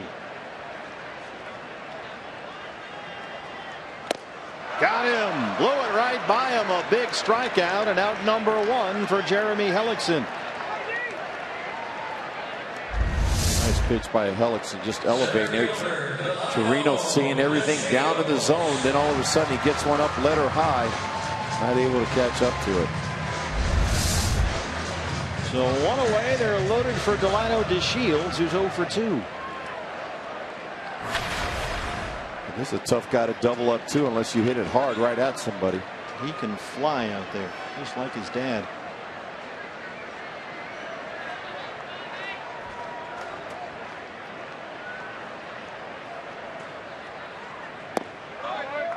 Ball 1. And DeShields, throughout his minor league career, has always been able to run. One season in the South Atlantic League, stole 83 bases in 111 games.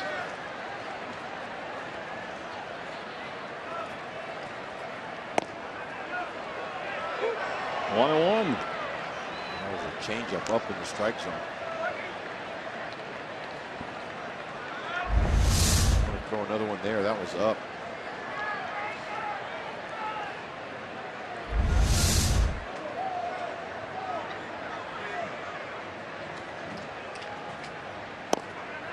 Missed inside again, and it's 2 balls and a strike. You're right. It does seem like they have a game plan against a lot of these right-handed hitters, just sitting up under their hands. In. That might be to get him thinking in, and then he throws that changeup down and away. It's put him behind in a lot of counts. See Henry Castillo having problems here, trying to get the right pitch selection. Yep.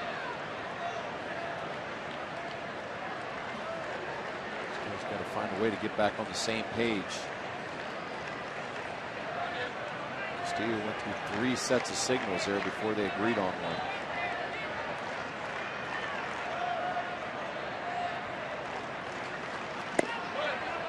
Missed inside again, and again he's behind 3-1.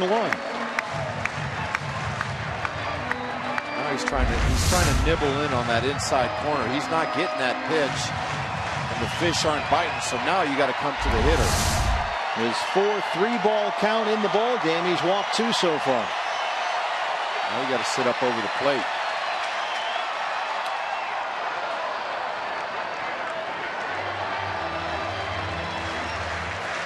Shields, being a leadoff hitter, was trying to hit one out of here at 3-1 count. Took an aggressive swing. Jin-Soo Choo, the lefty, on deck. 23rd pitch of this inning coming up.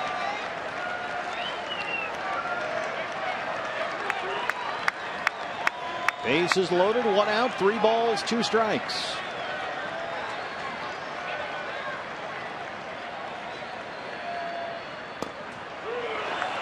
Called strike 3. Alan Porter rings him up.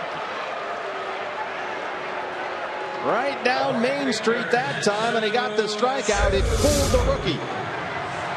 That was too good a pitch to take right there. I don't know what he was looking for. He keeps looking at his finger. Let's hope he's not developing a little blister on his thumb. Well, the first 3 reached in the inning for the Rangers. They had bases loaded, nobody out. He struck out Chirinos and DeShields, and now here's Choo, who struck out back in the first. He's 0 for 2.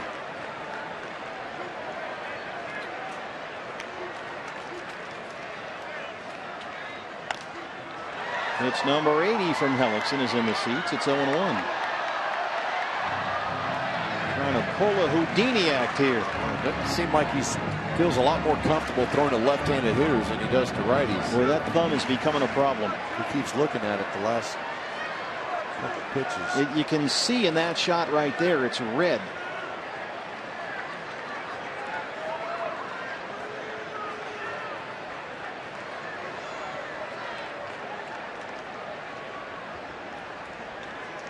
The 0-1. This is away, a ball and a strike.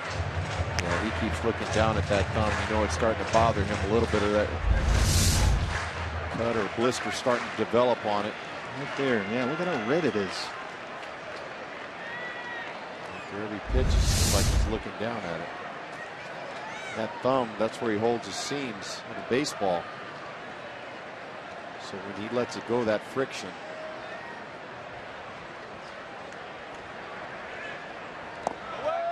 Missed away, 2 balls and a strike. This is the guy you got to get here. Bases loaded, 2 outs, fielder on deck.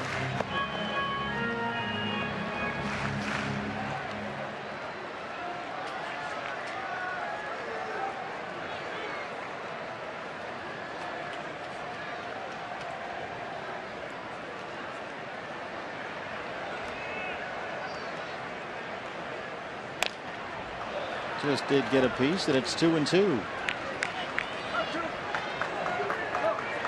Sure, after this inning, they're going to be taking a good look at his thumb.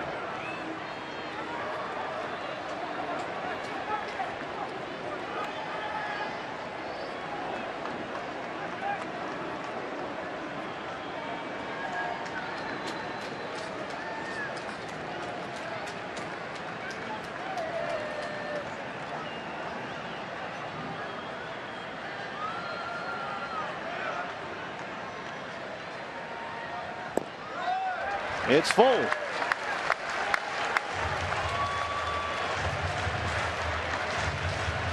this is the danger zone right here because the runners are going to be moving. Any ball hitting the gap's got potential to score 2, possibly 3 with the runners moving. 3 balls, 2 strikes, 2 outs, bases are loaded.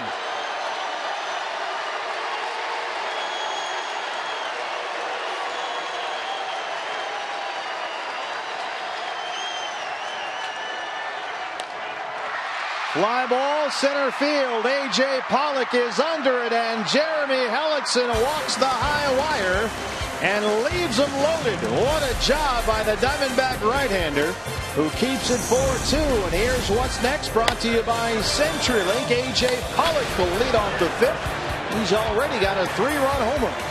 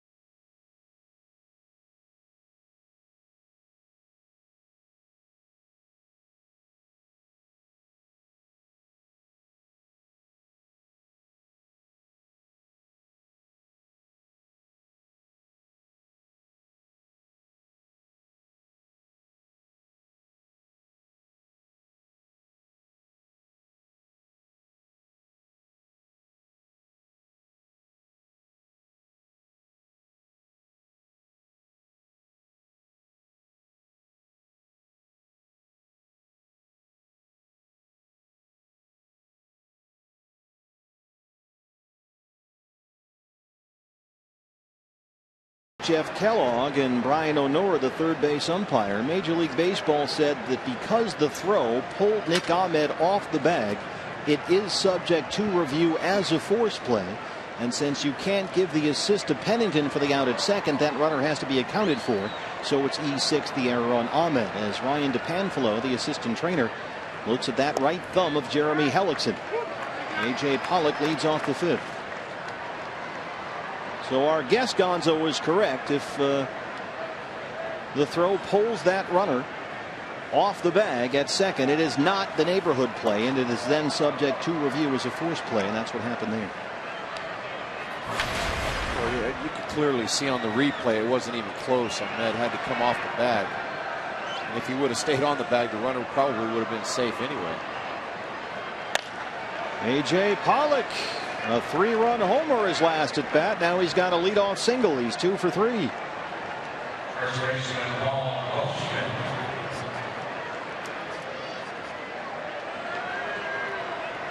The question is, can Jeremy Hellickson continue? I'm surprised if he's trying to stay in there. He's trying to buy his way. I think Harkey's telling him he's done. Jeff Bannister is going to tell Matt Harrison that he's done in his return after more than a year away from the game. Bass coming in. Harrison exits. It's 5-2 Diamondbacks. Back after this.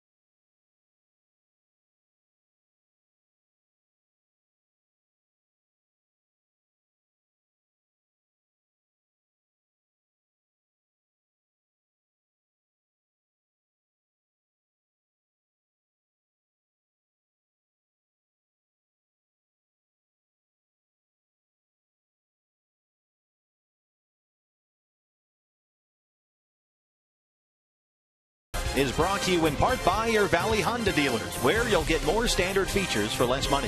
CenturyLink, your link to what's next. And by Mix One, great taste, no face, available at local retailers. Dallas, Texas Diamondbacks lead the Rangers 5-2 after a 5-run second, and that's the end of Matt Harrison for the night. On in relief is the right-hander Anthony Bass. He's their long man back there. In fact, Bass came in and worked in relief Friday in their loss to the Angels and threw 86 pitches. So we might see him out there for a while. A.J. Pollock, a leadoff single in the fifth, and here's Goldie, who's 0 for 2.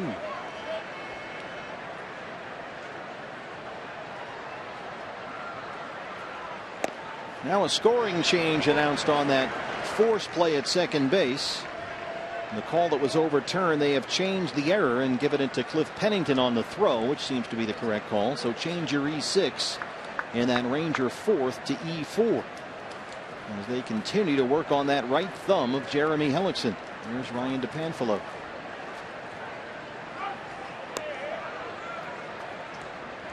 They don't have anybody throwing in the bullpen, so it seems to me like Hellickson's talked his way to going back out there. Well, Andrew Chafin had been warming up earlier in the ball game, but you're right, the bullpen is quiet. 0-1 to Goldie.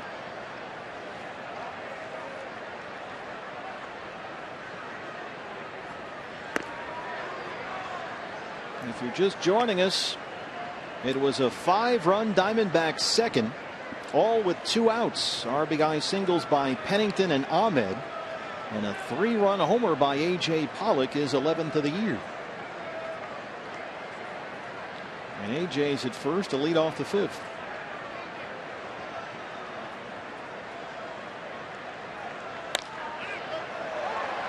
This one's going to stay playable for Prince. Odor will call him off, and that's the first out in the 5th.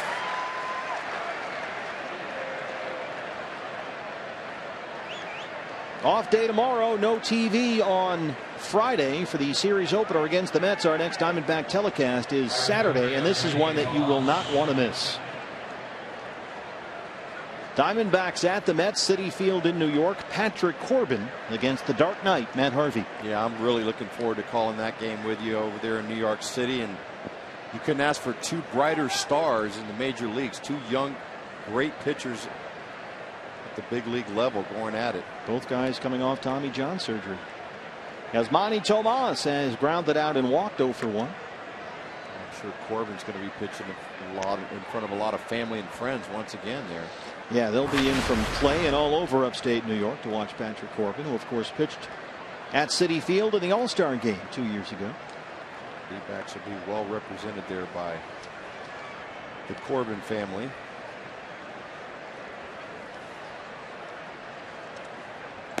Pitch out, nothing doing.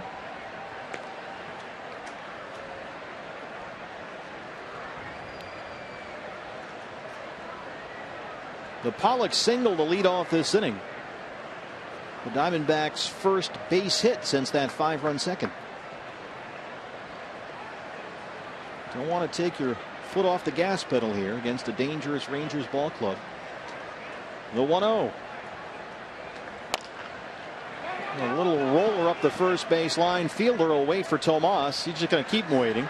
And I can do this all day. Finally, Prince gives up and goes to the bag. How about that? A little showdown. As we take a look at the rest of our road trip, let's go places. Brought to you by your Valley Toyota dealers. Noah Syndergaard and Chase Anderson. That's radio only. The governor will be back for that one. Greg Schulte and Tom Candiotti on the radio side Friday. Then Corbin and Harvey Saturday. What a game that's going to be. Ruby and Steven Matz, the latest Met pitching phenom, the Long Island kid, on Sunday. Matz will be another good challenge for this young Diamondbacks team. See if they can go out there and match up to him.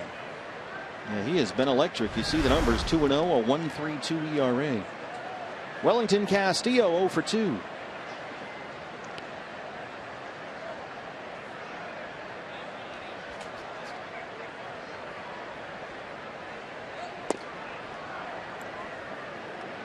Diamondbacks tonight 3 for 6 with runners in scoring position.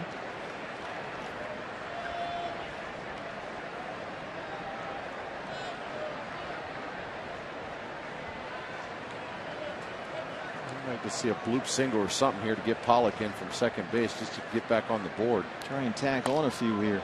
That's in the seats.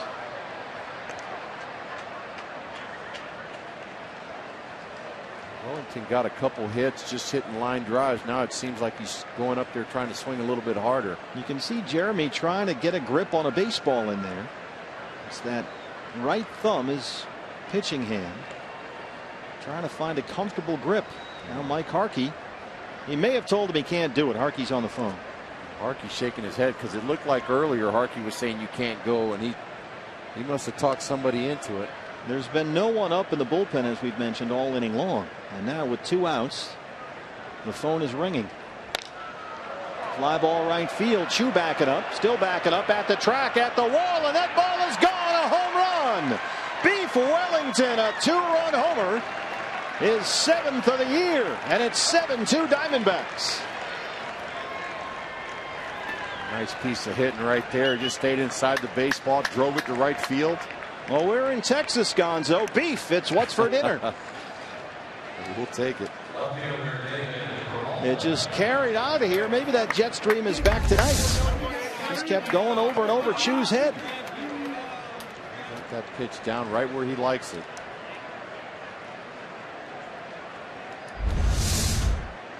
Second Diamondback home run tonight. Pollock's 11th, a 3-run shot, the 7th for Castillo, a 2-run homer. And here's David Peralta.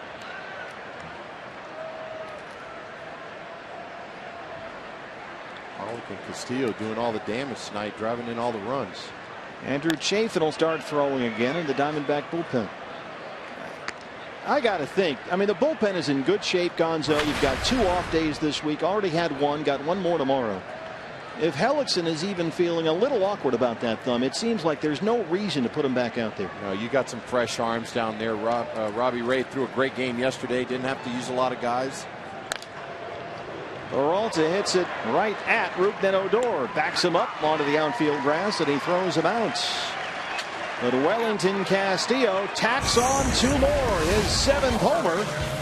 And it's 7-2 Diamondbacks. Beef Wellington. It's what's for dinner.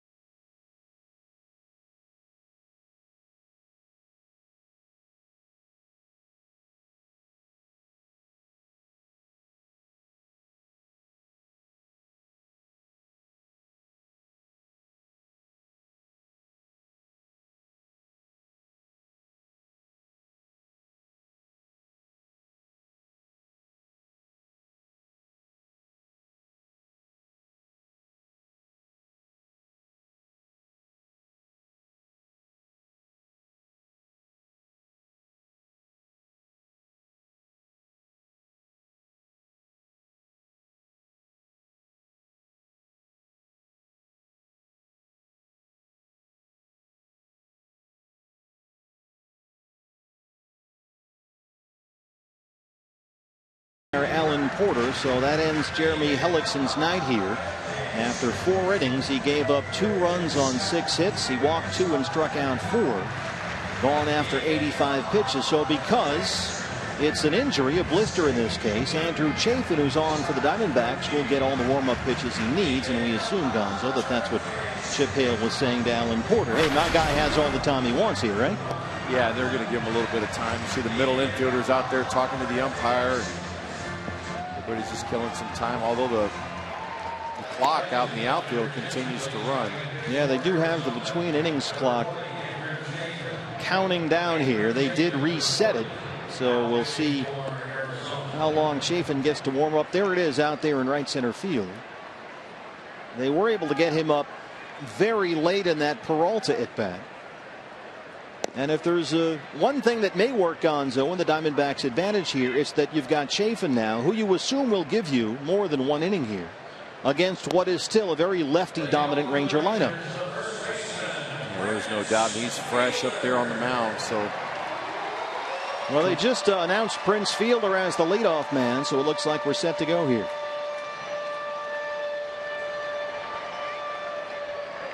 So Jeremy Hellickson has to leave after 4 innings with what appears to be a blister on his right thumb. And we'll try and get some definitive word on his condition coming up soon. In the meantime, Prince leads off the Ranger 5th against Andrew Chafin.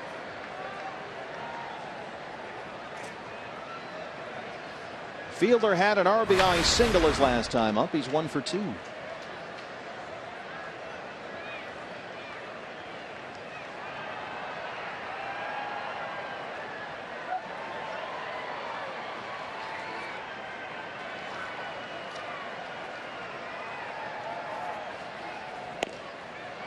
Ball one. I think Chafin just needs to come into the game just to start being effective, going right at these guys. First pitch strikes. Shift is on for the Diamondbacks against Prince, who rolls it up the middle right back to Chafin. Quick glove hand by Andrew. And that's the first out. Hey fans, this July you'll see Prince fielder A.J. Pollock and Paul Goldschmidt among others at the Midsummer Classic. Home field advantage for the World Series on the line. Coverage of the 2015 MLB All-Star Game begins July 14th at 4 o'clock Pacific time on Fox and streaming live on Fox Sports Go. I think Fielder is going to be one of the representatives in the home run derby against. You were reading me the list earlier. I think he's matched up against Frazier. Yeah, they got a new bracket system going this year, right? Trying to make that event a little quicker, which would be nice. Adrian Beltre, you can see he hurt his thumb on that swing. That heavily padded left thumb, that bottom hand. And a big painful look on his face after this swing. That can't feel good with a sprained left thumb. Does he still have the pad on there? Let's see. Sure does. And you can see that white pad in between the glove and the bat on that bottom hand. It looks smaller, either that or he's kind of moved it around. He shifted it more towards the palm. Yeah, there it is. Good shot of it by our crew. It's almost like a little piece of styrofoam in there or something. That can't be comfortable to hit like that, especially your bottom hand.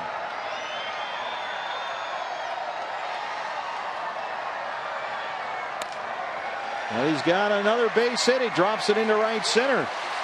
So Beltre, even with that bad thumb, is 3 for 3. It just goes to show you the type of talent this guy has. Yesterday, he hit 3 balls good.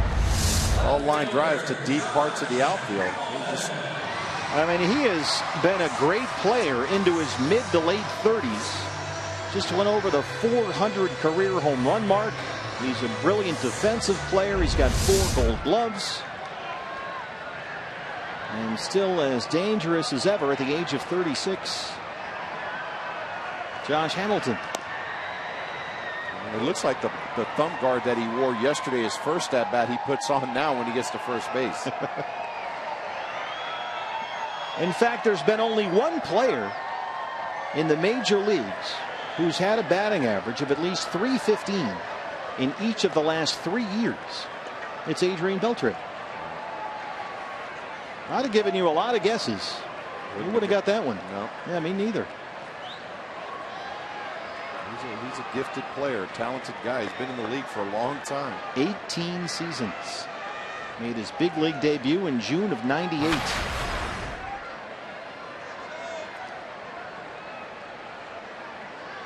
Hamilton has walked and struck out 0 for 1. Hamilton's a guy that's been struggling. We need to try to keep him that way and get out of town before this guy gets hot. Look at these numbers.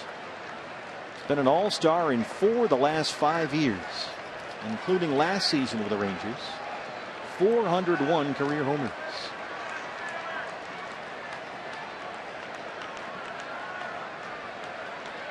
2-1 pitch.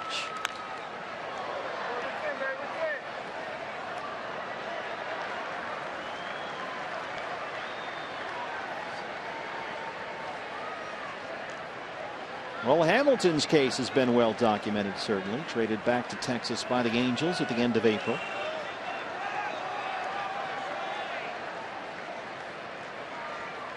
The first overall pick in the '99 draft by the then Tampa Bay Devil Rays.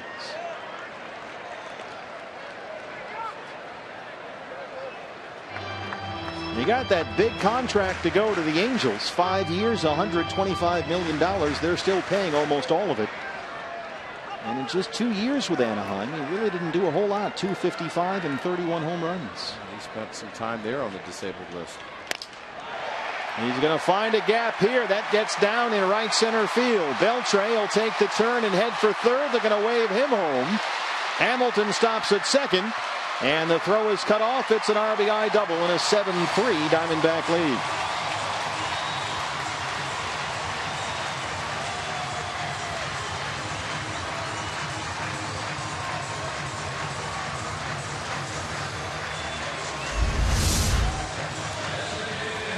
That bat sounded like it broke when he hit it. Still got enough strength to get it out into right center field. Left that pitch too far up in the strike zone. See Beltre coming around third. Well, the Diamondbacks had a 5-0 lead after the top of the second.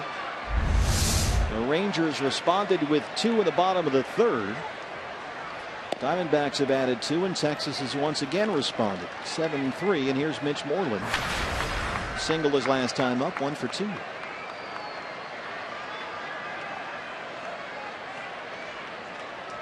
Diamondbacks have been out-hit by the Rangers 8-7, but lead at 7-3.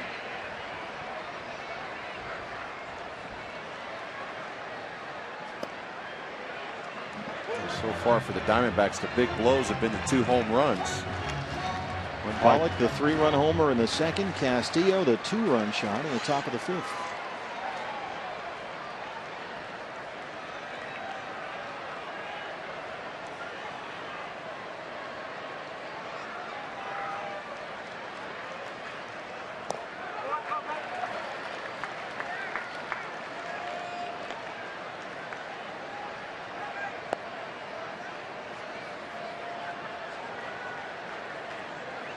These guys really haven't gotten on the same page offensively, and it'd be a scary team when they do. That's why you got this 2-game set. You want to get in and get out. Try to sneak 2 wins before they wake up. Exactly. That's in the seats. Now Jeff Bannister, their manager, seems to have had a real impact on the ball club. Says at times like this, you got to tighten ranks, pull together, gut check times, all that stuff. Just 15-23 here at home this year. And 2 games under 500 overall for the first time since the end of May. They have lost 7 straight here at home. 12 of 16 overall. 2-2 pitch. A roller to second. Pennington is there. Hamilton in at third, 2 down.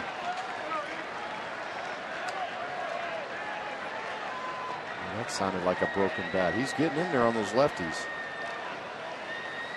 Brings up Elvis Andrus. He has flied out and walked, 0 for 1.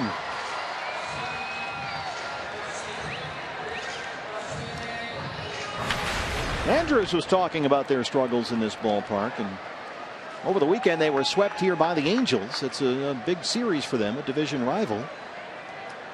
And he said it just really hasn't happened for the Rangers at home this year, and it's kind of weird. They don't really have an explanation. Just inside there, 1-0. That scouting report on these righties is probably to try to tie them up. A lot of these guys don't let them get extended.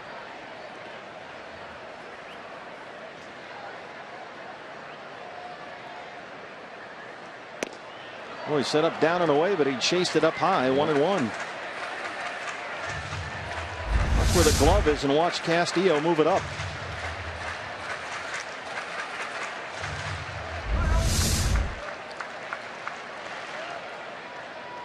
To get a couple more swings like that to get out of the inning. You bet you.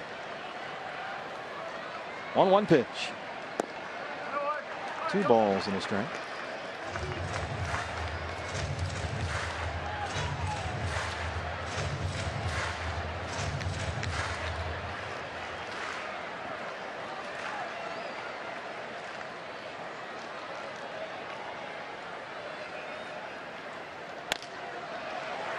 In the hole at short, the backhand play by Ahmed, and there's the throw by the D-backs shortstop. They strand that runner at third, but the Rangers get 1.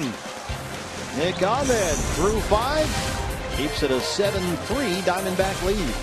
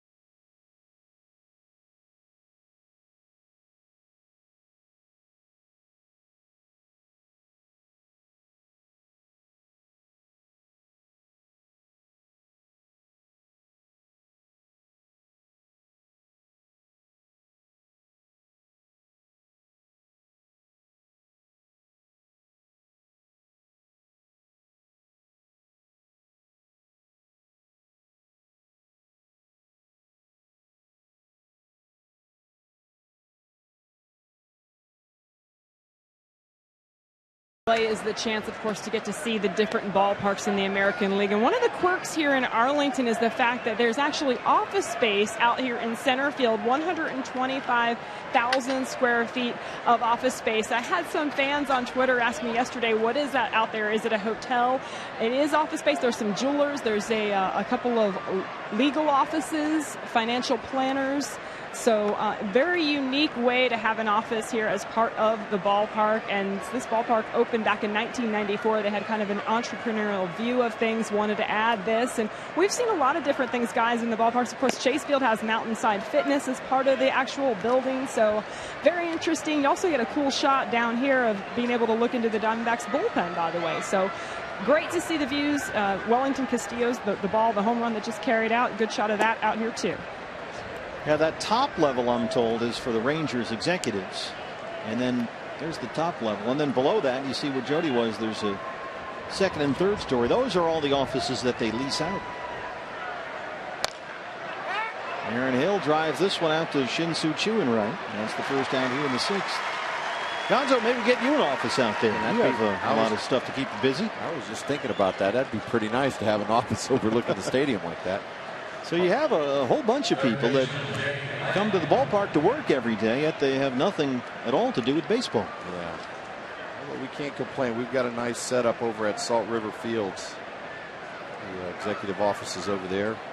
Our facilities, by far, one of the best in baseball. Shift is on for Jake Lamb.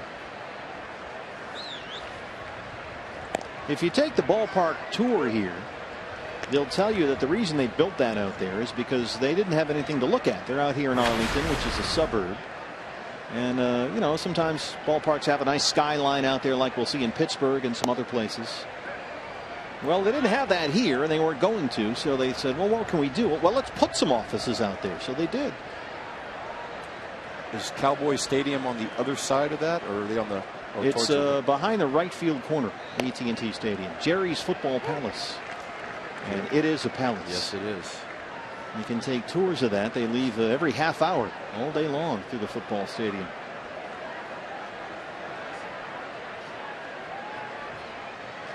One and two on Lamb. By the way, if you've never been in that thing, there it is, AT&T Stadium. It's probably a 2-iron away from where we are. But if you've never been in there, you got to go. You got to see it to believe it. It really is something else.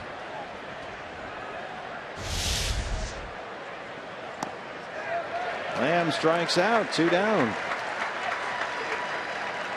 I went last year, saw a couple games there. Was it last year or 2 years? ASU and Notre Dame right? played there. Was that last year?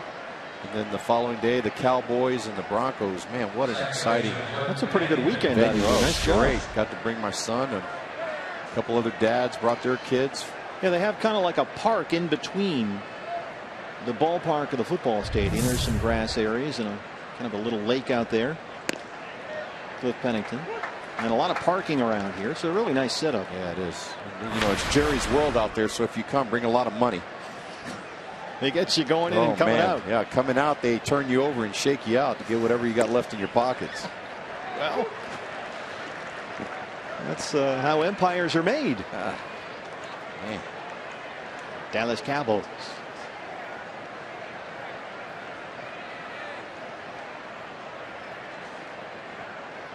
Oh, 2 pitch. Called strike 3. Back-to-back strikeouts for Bass as Alan Porter rings up Pennington, who's still looking for an explanation. An 11-pitch 6th at 7-3 D-backs.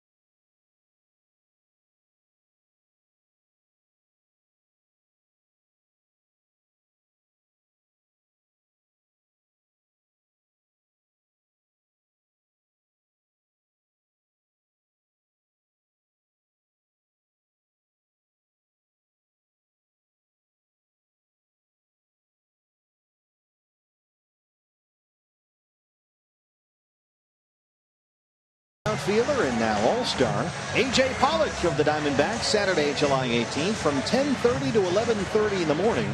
You can come out to the Cox Solution Store at Tempe Marketplace, where the first 200 guests in line get their own A.J. Pollock autograph. And then later that day, of course, at Chase Field, it's Star Wars Day, A.J. Pollock bobblehead night. A busy day for the D-back All-Star. And that's coming up Saturday, July 18th. Rougned Odor leads off the Rangers' 6th against Andrew Chafin. First pitch plunks him right on the shoulder.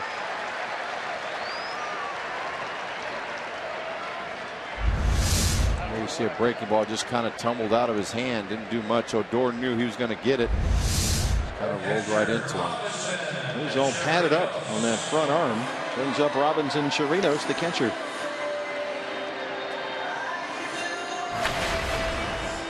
Chirinos doubled and scored in the 3rd. He's 1 for 2. He has done the bulk of the catching work for Jeff Bannister this year. This is his 57th start behind the plate.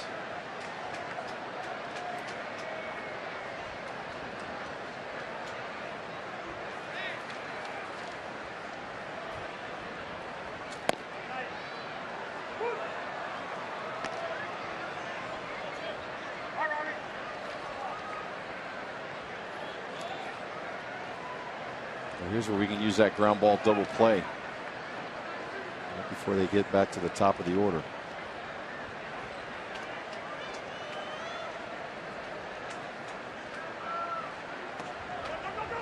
Andrew Chafin on in relief of Jeremy Hellickson, who had to leave after 4 innings with what appeared to be a blister on his right thumb. So Chafin out there for his 2nd inning of work. I guess if there's good news about a blister for Hellickson, it's that this would be his final start of the first half, and you've got some time off with the All-Star break coming up. Yeah, you have a couple extra days. So he's got some time before his next start for that blister to get better. Maybe keep him from missing a start.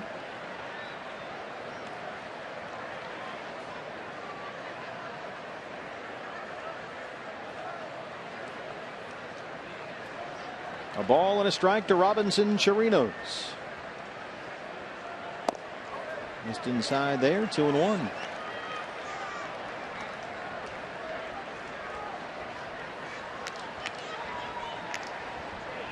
He's got a whole lot of apparatus on that front arm too. Did you wear that stuff? No, I never wore any stuff. I had a wristband and my wrist taped, and that was it. None of the other foot guards, elbow guards, shin guards. Various accoutrements. There goes Odor. This is a little flare. That's over the glove of Ahmed and into center. Odor will get to 3rd. A base hit for Chirinos. And they're on the corners with nobody out. It looked like that was just out of the reach of Ahmed. A little dying quail that dropped in behind the second base bag. And the runner in motion. Gets a pitch in. Both middle infielders breaking towards the bag once they see it hit. Nick Ahmed just out of his reach. Well, the Rangers have a threat going. Conference time at the mound. Odor's at 3rd. Chirinos the catcher at 1st. And Randall Delgado will start throwing in the Diamondback bullpen.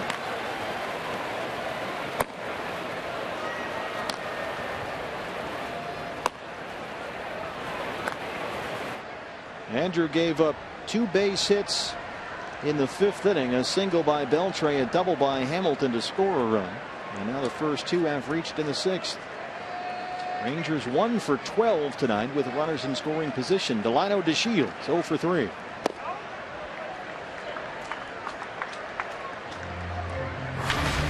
And more of that same game plan in to these Texas righties.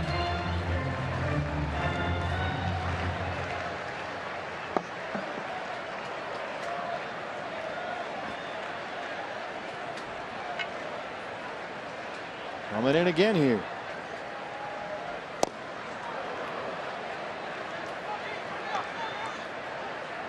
Sooner or later, these right-handers are going to start cheating for that pitch inside.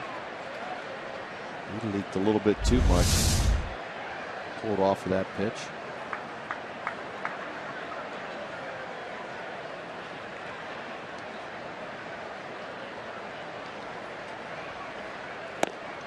Back inside, but misses. 2 balls and a strike.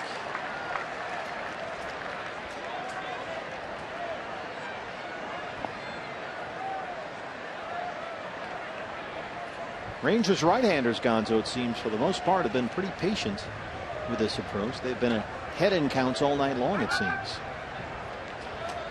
Yeah, we haven't seemed to be getting that inside strike on those guys, so we've fallen behind a lot of them. It seems like that's the game plan for our pitchers, to come in on the righties. A lot of off speed to the lefties. 2 balls and a strike. Popped him up. First base side, Pennington. And that's the first out in the 6th. Geico presents on this date in MLB history.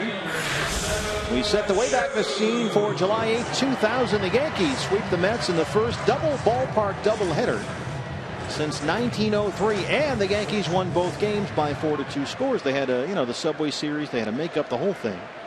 So they played one at the Yankee ballpark and one at the Met ballpark. On the same day, everybody took a bus across town. And we're going to Citi Field right after this one. Should get there hopefully before the sun comes up. Yep. Shin-Soo Choo.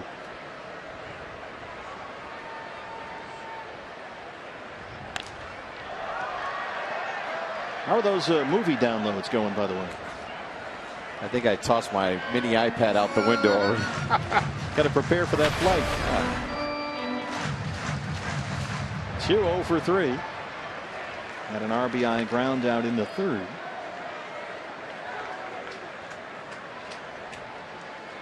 Rougned Odor, the runner at 3rd. Robinson Chirinos, the catcher, is over there at 1st. So fly ball out to left field. Peralta backing up at the track.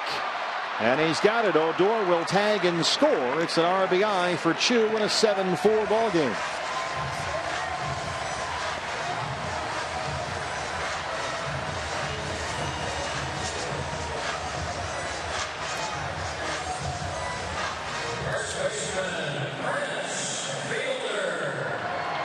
We continue to get Choo out, but both times he's had productive outs by getting both his last couple times, getting the runners in both times. A ground ball for an RBI. Now a sacrifice fly. It's 7-4. Here's Prince, who had an RBI single back in the 3rd. Chirinos at 1st, 2 outs.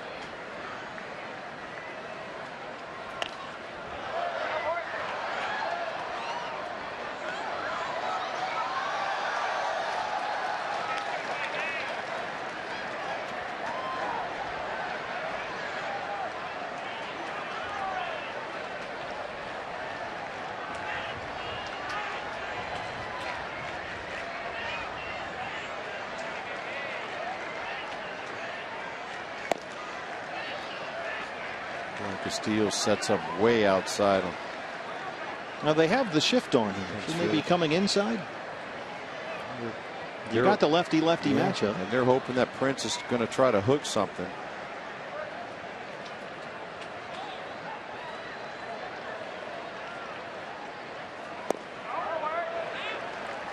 Can't get him to chase. He did not go, says Brian O'Nora. 2 balls and a strike. He burned him the last time earlier in the game. They tried to go up with him in a pitch, and he tomahawked it. Rolled one right by the shortstop. Yeah, away from the shift.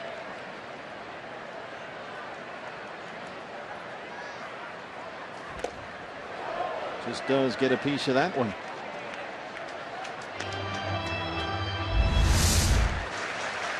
You talk about hurting right here. Look at this foul tip. Ooh. Ring your bell a little bit.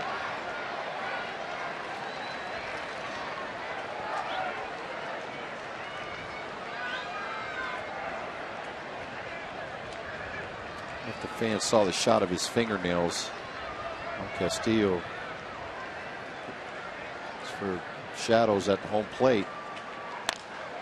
Base hit for Fielder.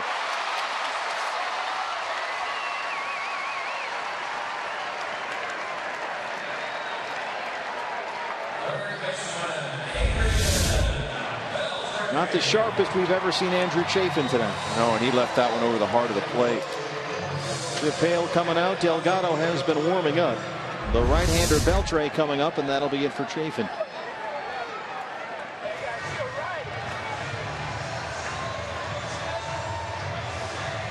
Diamondbacks lead at 7-4, but Texas has the time run at the plate. Randall Delgado coming in back after this.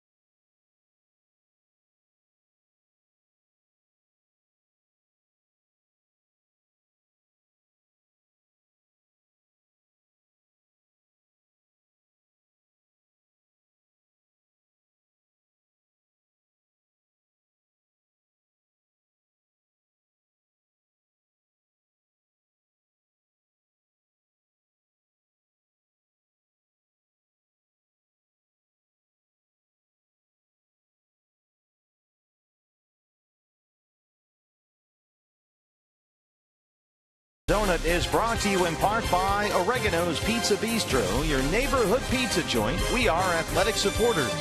By Card Power from Arizona Federal Credit Union. Now that's the power of us.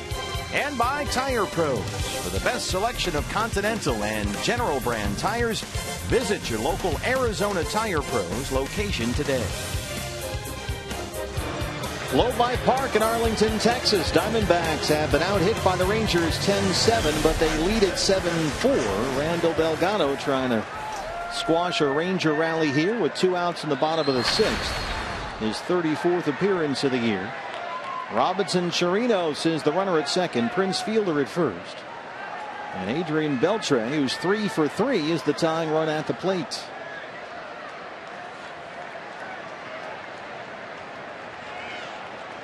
Beltre, 2 singles and a double. He has scored a run.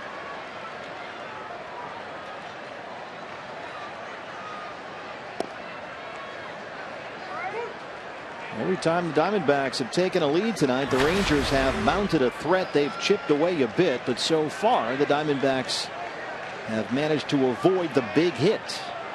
And they have maintained the lead, but Texas threatening again right here. 0-1 to Beltre.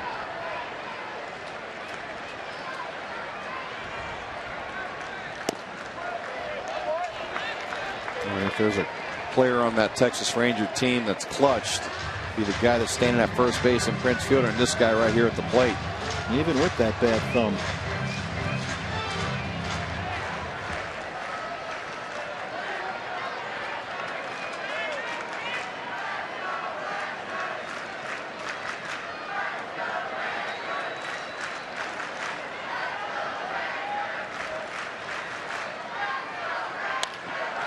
Drives it to center. AJ got a late break, but he runs it down. And Randall Delgado puts out the fire.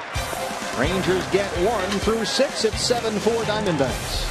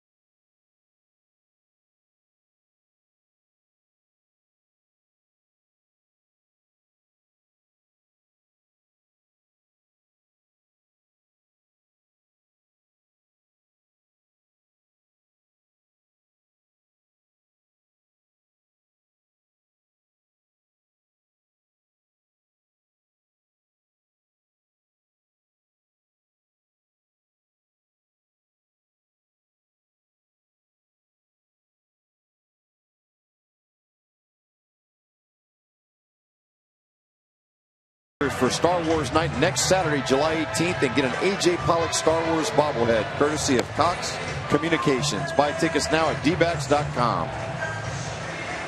That was outstanding. Does that look like AJ? I think it looks like one of the Property Brothers myself. But you're right. A great looking bobblehead. You watch the Property Brothers? I do. My wife Cindy, that show's on in the house 24/7. There's AJ. We'll get AJ on Property Brothers. 7th inning, new pitcher for the Rangers. We saw him last night. It's the right-hander Keone Kela. He worked 1 inning through 20 pitches. Gave up singles to Tomas and Lamb. Also had strikeouts of Castillo and Santalamacchia. His 40th appearance of the year. He'll work to Ahmed, Pollock, and Goldie, top of the Diamondback order.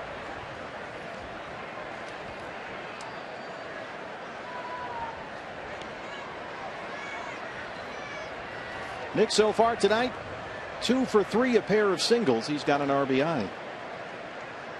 And he's now hit safely in 4 straight games and 8 of his last 9.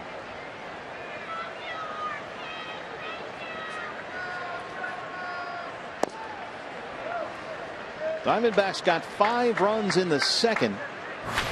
And since then, they've had only 2 hits.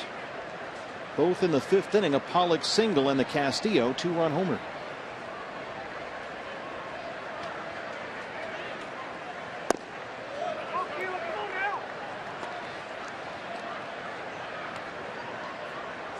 That's a good start right here. 2 balls, no strikes.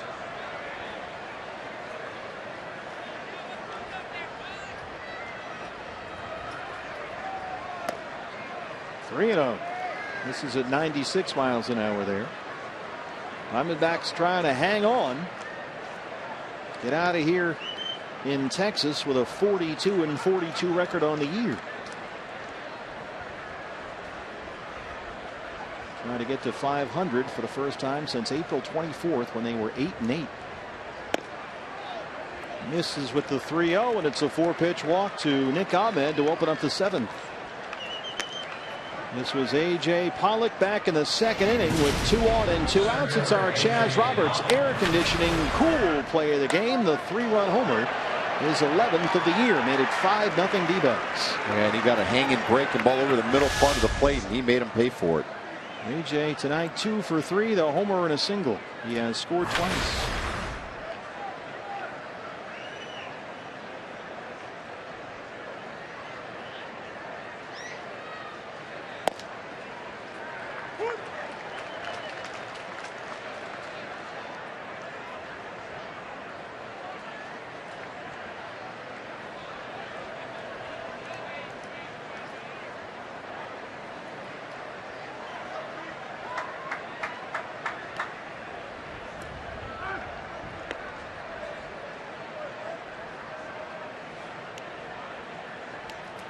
Go over to first. They're going to keep him close there.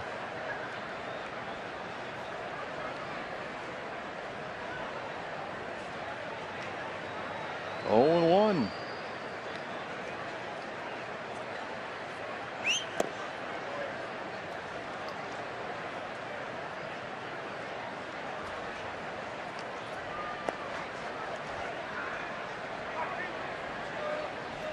So A.J. with his 2 base hits tonight has hit safely in every game this month, now 7 straight.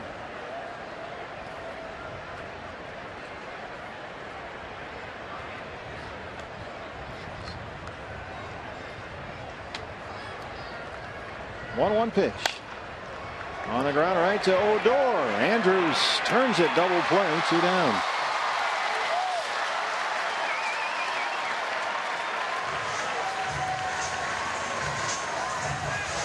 Two down for Goldie.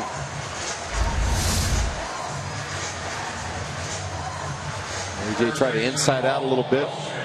Get it right at the second baseman for an easy double play. Paul Goldschmidt so far tonight 0 for 3.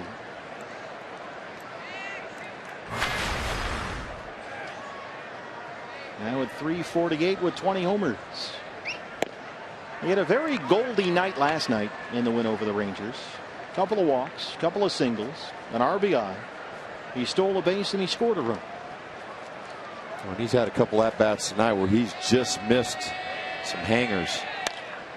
Drills this one into the gap in left center field. That'll roll all the way to the wall. And Goldie will stop at second with his 20th double this year. That's got to feel good for Paul Goldschmidt there. Had a couple at-bats, just missed some pitches, and that one down. He went down to get it, hit it in the left center field gap. He's just a strong guy.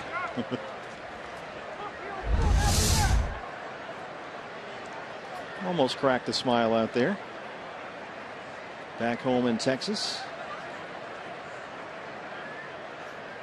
Goldie at second, 2 outs for Yasmani Tomas, who walked in the third. He's 0 for 2. So every Diamondback starter in the ball game has now reached base safely.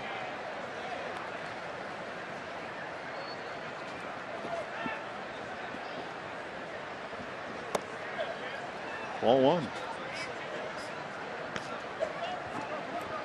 Sam Freeman, the lefty, now warming up in the Ranger bullpen.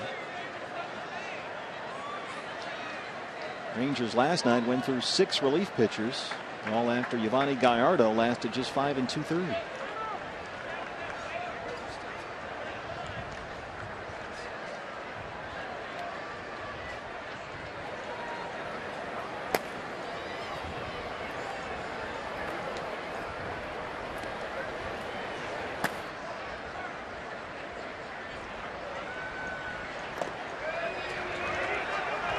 Chirinos can find it. The swing and the miss by Tomas, but Goldie stays put. I tell you, these Rangers are going to be looking forward to some off days. They've got a lot of bullpen guys they've been using. There's that pitch down and in. And the bullpen has been one of the big weaknesses of the ball club this year.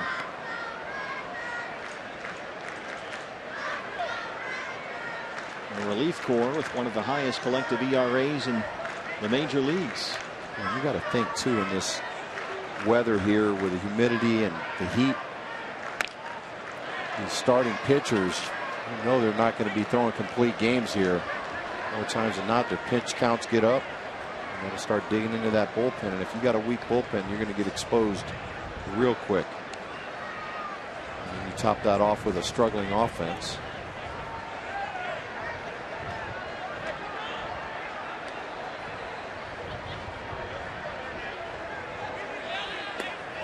Chases one over his head on 1 and 2 and strikes out. They strand the Goldie double. Stretch time in Texas.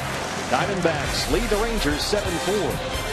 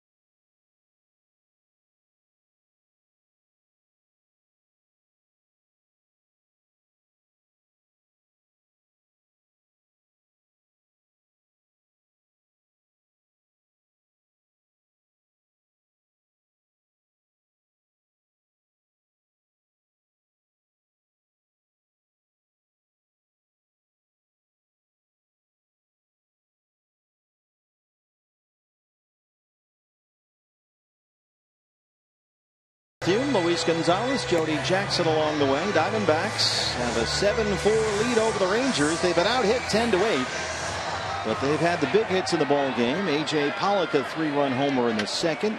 Wellington Castillo, a 2-run shot in the 5th. Jeremy Hellickson chased from the ball game after 4 innings with what appeared to be a blister on his right thumb. We've seen Andrew Chafin on in relief. Randall Delgado got the last out of the 6th, and Delgado out to open up the 7th against Josh Hamilton. Hamilton, Moreland, and Andrews 5, 6, and 7 in the Rangers' 7th. Shift is on against the lefty. And there's a strike 0-1. Well, I think the ghost of Bob Brenly always gets me when I come here to Arlington. TV monitors go out. Yeah, the monitors just raining. Everything. When I heard you were coming down and coming to this ballpark, I knew there was going to be trouble. Oh. Last time the tarp blew away while you were here. Now we lose our monitors. It's the ghost of Bob Brenly right there. He's just mad because he didn't get tacos. 1-2. Sitting in Chicago right now playing grandpa. That's his favorite thing. Hard to blame him.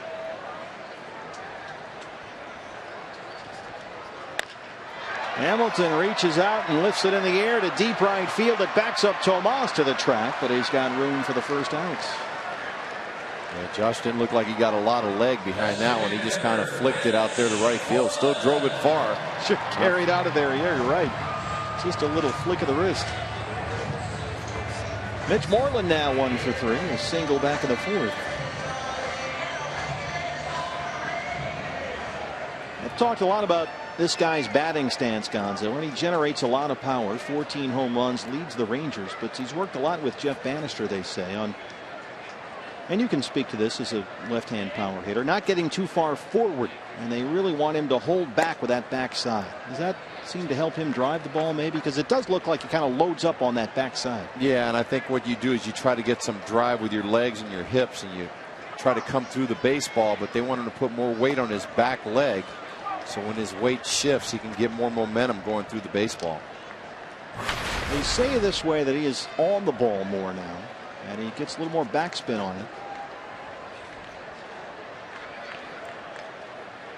Does almost seem to kind of lean back there. Delgado behind 3-0. Well, I mean, big league hitters are always making adjustments. Pitchers are making adjustments trying to get you out. And as a hitter, you got to make adjustments trying to figure out ways to get hits. You look at a guy like Cal Ripken. He is a man of 1,000,000 batting stances per game. Yeah.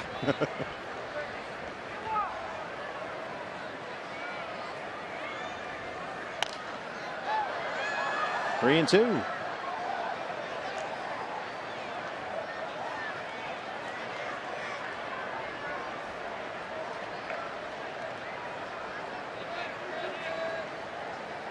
Moreland's got 6 home runs in his last 12 games. 14 on the year. 3-2 from Delgado.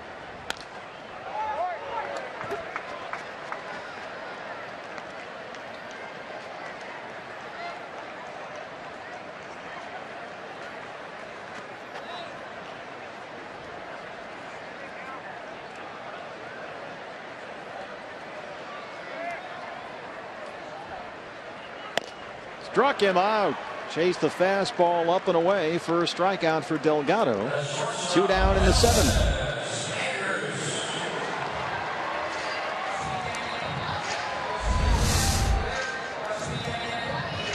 Brings up Elvis Andrews, so they're just trying to figure out a way to get going here.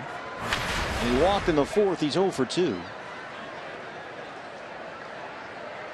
He had a career season at the plate 3 years ago, was an All-Star for the 2nd time at the age of 23, but he's been in a steady decline ever since. The batting average has gone down every year.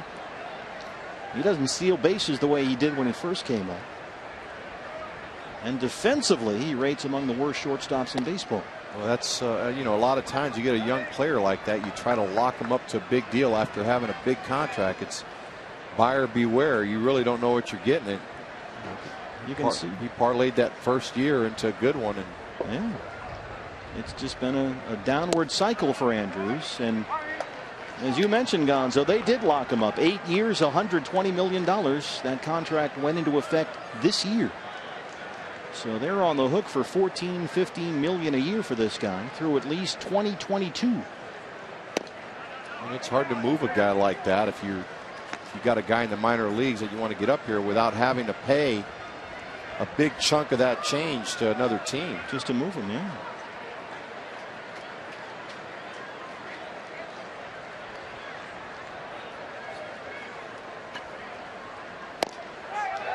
Just inside that time, and Andrews walks for the second time tonight.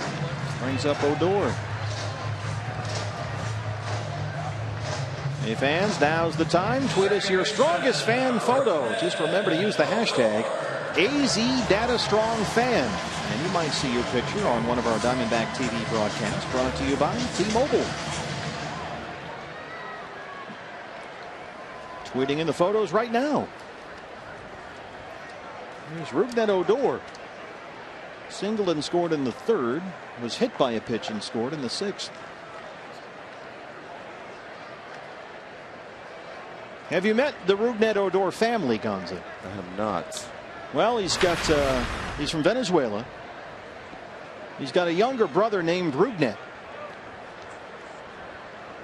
Are you serious? Yes, I am. I was waiting for something after that. Yeah, it's Rougned and Rougned. A little lazy fly ball to shallow left center field. David Peralta has it, and we are through 7 in Texas. The Diamondbacks lead the Rangers 7-4.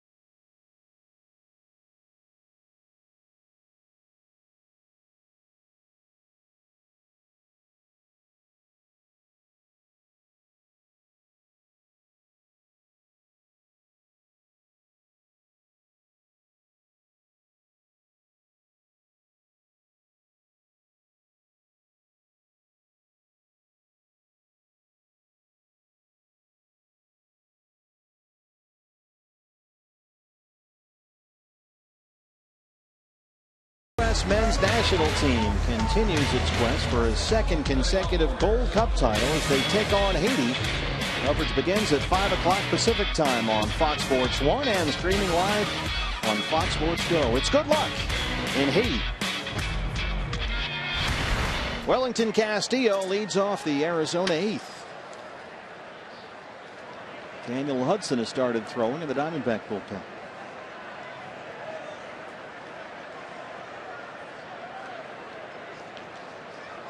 Castillo has one of the game's big hits for the D-backs, a 2-run homer, his last time up back in the 5th inning.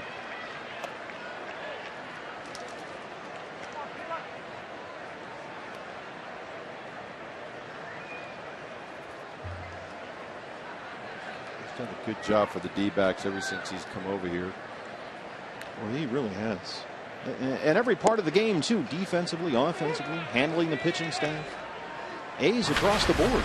And usually it takes guys a while to kind of get comfortable in the scenario down there in the locker room and around certain guys. I've seen him the last couple days here, and he really looks like he's fit in very nicely with all the guys on the team. His personality really seems to help that. This was the home run in the 5th with 2 outs after Pollock led off the inning with a single. It carried out to right. Wellington Castillo is 7th home run this year and his 5th with the Diamondbacks. So this is his 22nd game with the D-backs He's got 5 homers and 14 RBIs.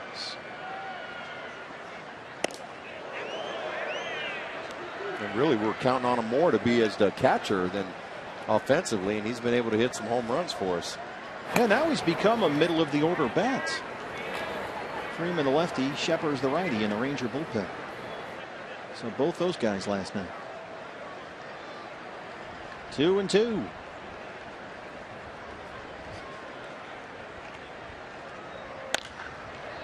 Knocks this one into the gap in left center field. That's going to roll all the way to the wall. It's another extra base hit for Wellington Castillo. This time a leadoff double, his 8th of the year. Keith Wellington 2 for 4.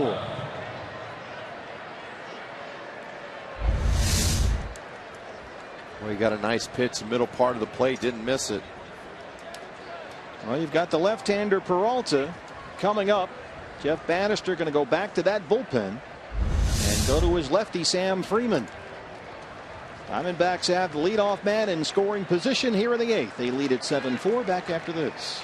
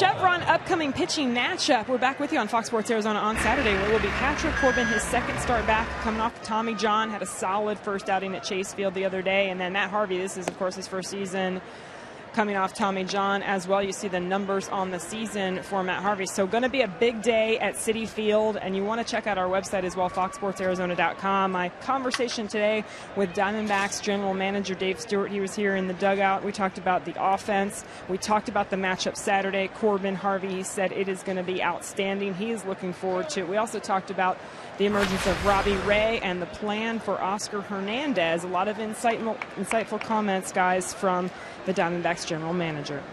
Lefty Sam Freeman on to face David Peralta after Castillo's doubled the lead off the 8th.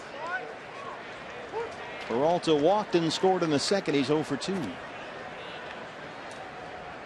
His last time up, he hit a bullet to second base.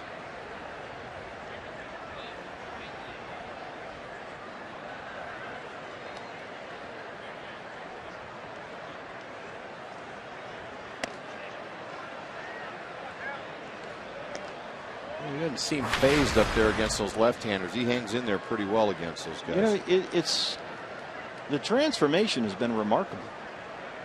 I mean, for a guy that hit under 200 versus lefties this year, or last year, pardon me.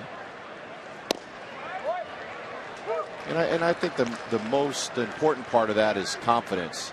He probably got some hits early in the season against a couple tough left-handers, and that confidence continues to grow. I mean, the batting average when facing left-hand pitching this year is up near 260. Better and better as of late. Below 200 last season. 2-2. And David with a 6-game hitting streak on the line. He's hit safely in 9 of his last 10.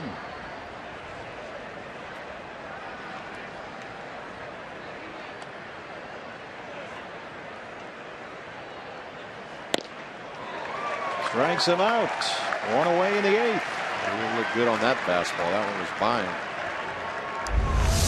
Fastball away here. Well, Jeff Bannister going to match up that bullpen. You've got the right hand hitting Aaron Hill coming up. He's going to go to Sheppers, the righty. We'll take another break here in the 8th. 7-4 D-backs.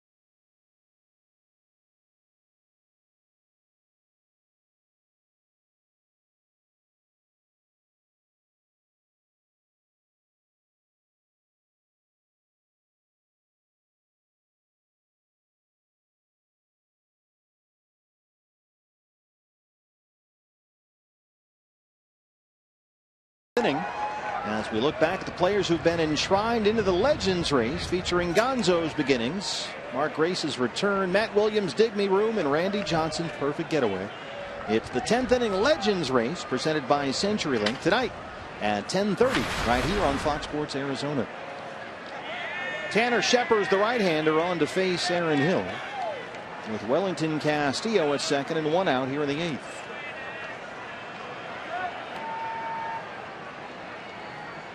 Jeff Bannister used 6 relief pitchers last night. This is his 4th of the ball game tonight. Aaron walked in the 4th. He's 0 for 2. Well, he's using the matchup just like Tony La Russa used to use when he was a manager. You betcha. Not going down without a fight.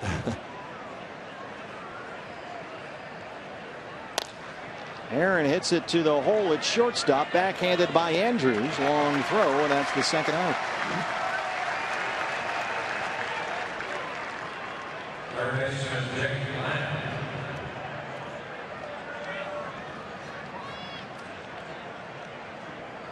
Yep, perfect. Thank you.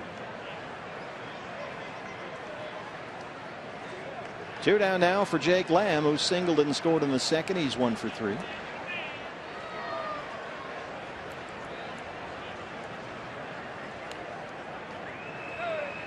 Got the monitors back up. Nice work. Forgot to use my talkback button when I was thanking the crew for getting it going again. It's a process. Baby steps for me. I apologize. We're in the dock up here. Gracie, it took Gracie, from what I understand, about 4 years to learn how to use that thing, well, so you're fine. I'm ahead of the pace. You That's are good. fine. That's good. Castillo at second, 2 outs.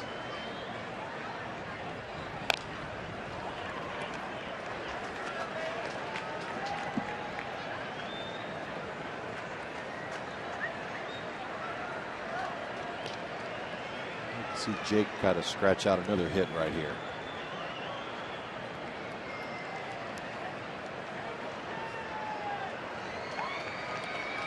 Oh, and 2.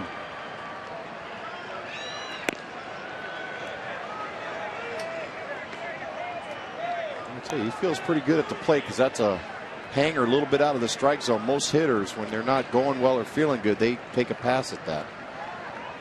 He took that like he's locked in. Last 12 games, Jake Lamb hitting nearly 360 with 7 RBIs. Whiffs at that one. Chirino supplies the tag, and that's the inning. They strand the leadoff double. Bottom 8 on the way. Diamondbacks trying to hang on to a 7-4 lead.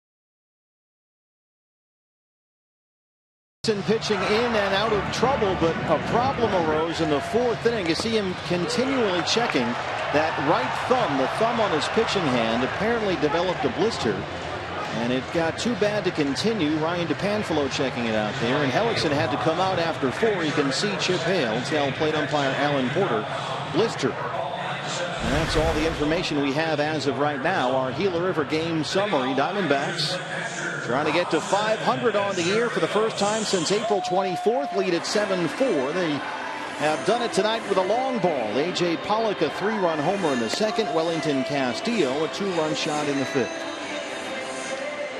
And on for the 8th inning. For the 32nd time in this year, it's the right-hander Daniel Hudson.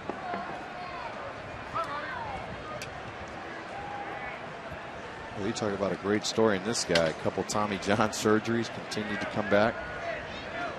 Did not take no for an answer. And he's been hitting 99 on some radar guns. Robinson, Chirinos, Delino, DeShields, Shin-Soo Choo, 9-1-2, scheduled up in the Ranger 8th.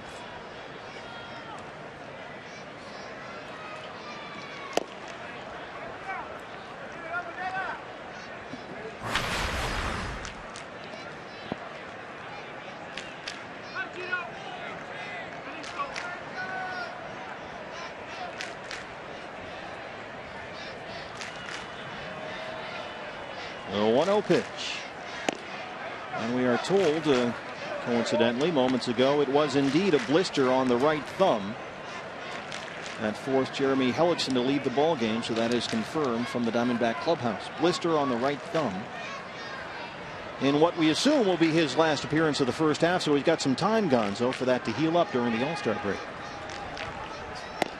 Big cut at the 2-0.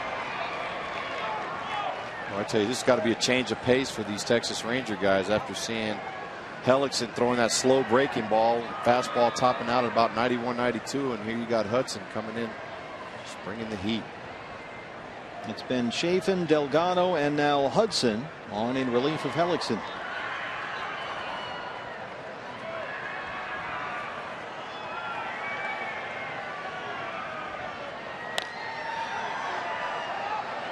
Chirinos has a pair of hits tonight. A single, a double. He has scored a run. Diamondback Live post-game show follows our ball game. Much more on the condition of Jeremy Hellickson right after the game here on Fox Sports Arizona. And a lot of discussion, we hope, about getting back to 500 on the year.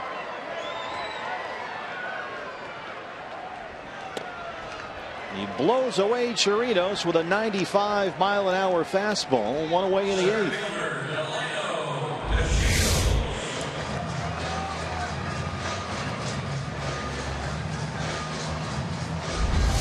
Brings up Delino DeShields. He's 0 for 4.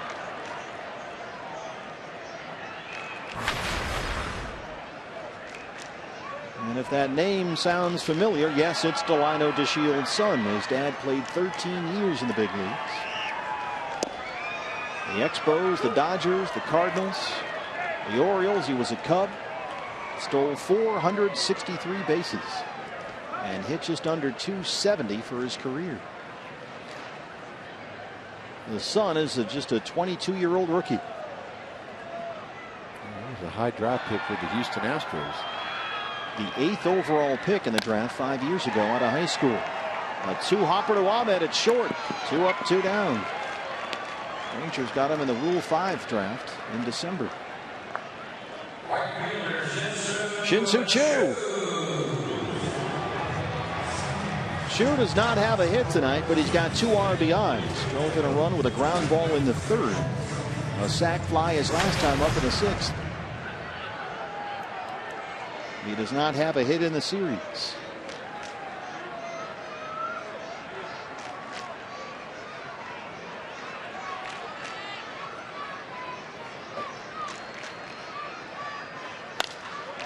A fly ball out to Peralta in left. He's going to play it off the base of the wall. And Shin-Soo Choo is in there with a 2-out double, his 15th of the year. Well, we'd rather give it to him right there than the last couple of times he's come up with runners in scoring position.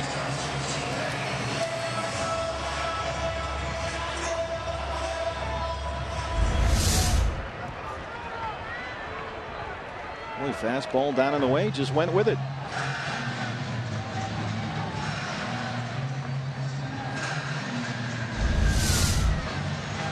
Prince Fielder coming up. They're going to go to Oliver Perez to get the big lefty out. With Choo at second and 2 down. Hudson leaves. Perez enters. Back in a moment.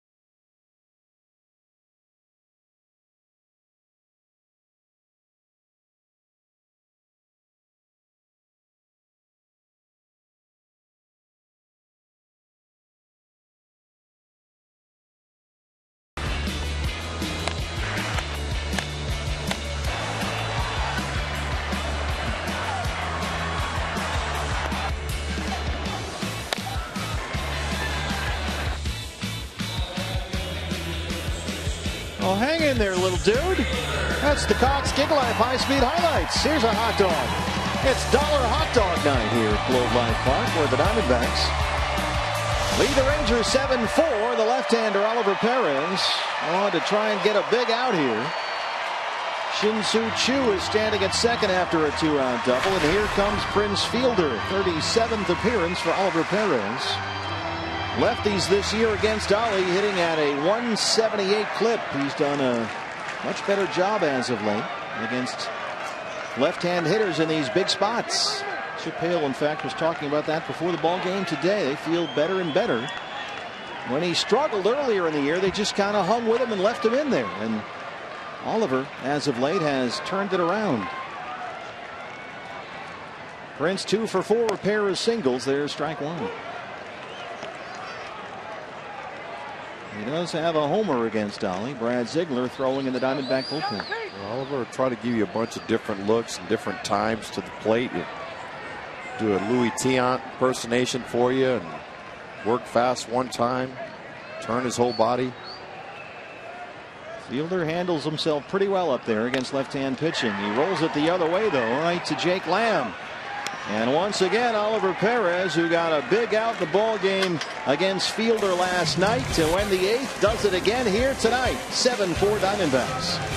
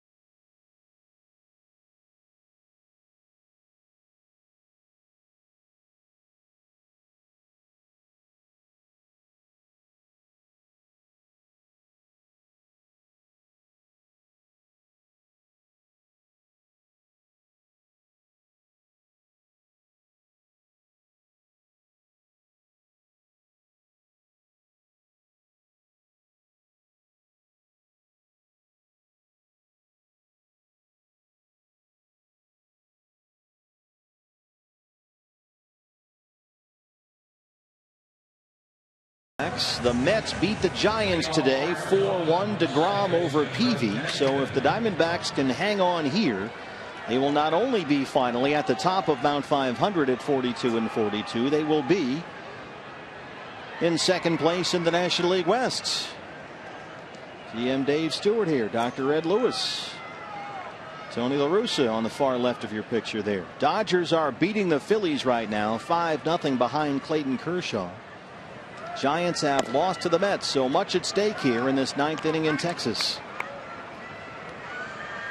A 500 record for the season and a spot in second place in the National League West.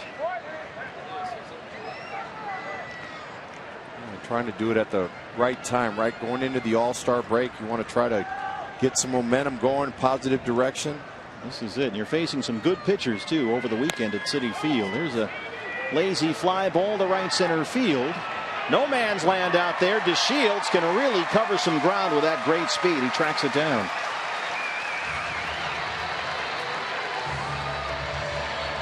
I mean, the Giants and Diamondbacks would technically be tied. Here's one more look. Giants would be 43-43. Diamondbacks 42-42. But since you stack the teams alphabetically, it's just nice to see them ahead of the Giants. Absolutely. It's been a long journey for our club just to get there. So a spot, at least a share of second place in the division at stake here. Nick Ahmed has singled twice and walked. And I think for the team, to get to that mark, it'll be a good sign so people can stop talking about it and look forward to moving in the upward direction. Got a good bunch of young guys here. They're starting to feel pretty good. Roll to shortstop. Elvis Andrus. Well, we all know the story by now. 0 for 12 in all those attempts to get back to 500 for the year. And the mountaintop with insight here in the ninth. Our Arizona Federal Credit Union Power Player of the Game, A.J. Pollock, an All-Star in July. 7 games this month. He's hit over .390. Scored 7 times and driven in 7 runs.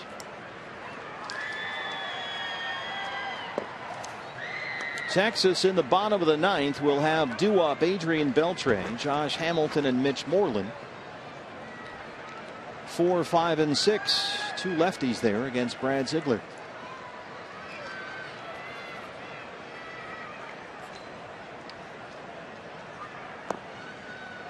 In fact, those were the exact same 3 hitters that Brad faced in the 9th inning last night when he got his 13th save. Got Beltre and Moreland to ground out, struck out Hamilton to win the ball game. 2-0 to Pollock.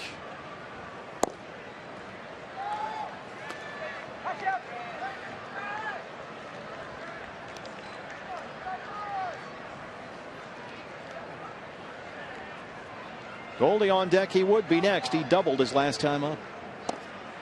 There's a strike.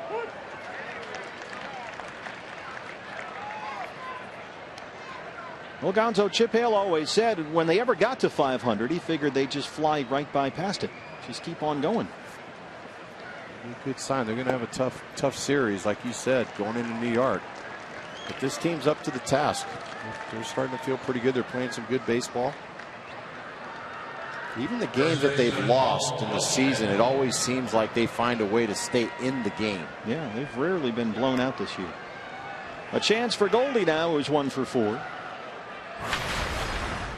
Double to that gap in left center his last time up.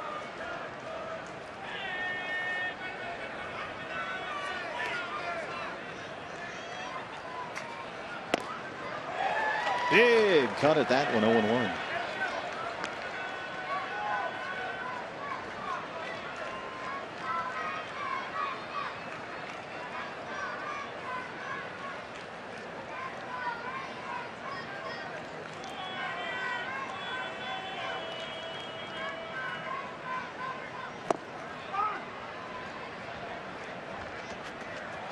Be a fun trip for Goldie and Pollock heading out there together. Probably their families will hook up.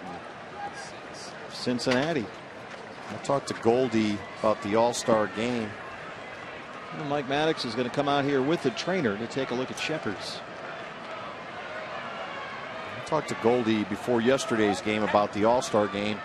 Just kind of asked him if he was even asked to participate in the home run derby, and he just declined to do it. He didn't want to change his swing. You know, he's got a big routine every day. He goes in there, does tee work and different things, and didn't want to change that up. And he felt like getting into the home run derby might do that. And he's been very polite about it. He just puts it simply, it's just not for me.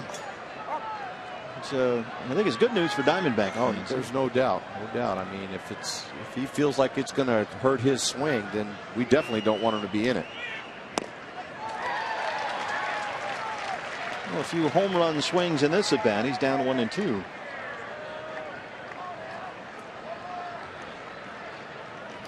Enrique Burgos has started throwing in the Diamondback bullpen along with Brad Ziegler. 1-2 to Goldie. Struck him out. 500 is 3 outs away. Bottom 9 coming up.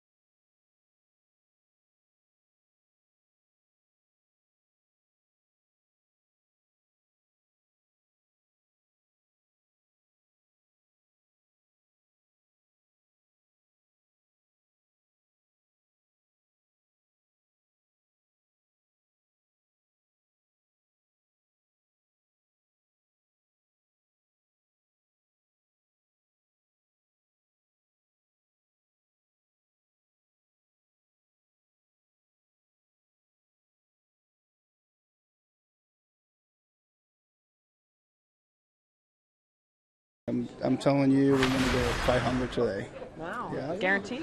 And we've been doing really good. We feel confident. I mean, it's the first day, so we're going to do it today. We're not thinking about that. I mean, we don't have to try to make a big deal. If it happens, it's going to happen, but we're looking for it. How about that? The David Peralta, Joe Namath guarantee. He's got a lot of confidence, and he feels like you can feel it in the clubhouse. You walk in there, those guys got a little bit more confidence going. Well, 3 outs away from the mountaintop that has eluded them the last 12 times, and on for the save. He closed it out last night. The right-hander Brad Ziegler. Last night, as we mentioned, Brad came on in the ninth with a 4-2 lead. Retired Beltre, Moreland, and Hamilton. He'll face those same 3 in that order here tonight, with a .500 record and a tie for second place in the division on the line. Beltre's been a problem tonight. He's 3 for 4. 2 singles, a double. He scored a run. Ball 1.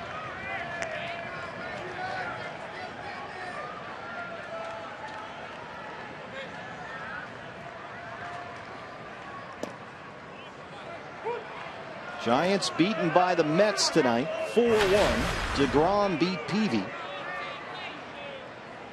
D-backs and Giants would be dead even at 500. Second place in the NL West behind the Dodgers, who are beating the Phillies right now 5-0 behind Clayton Kershaw. 1-2 on Beltre.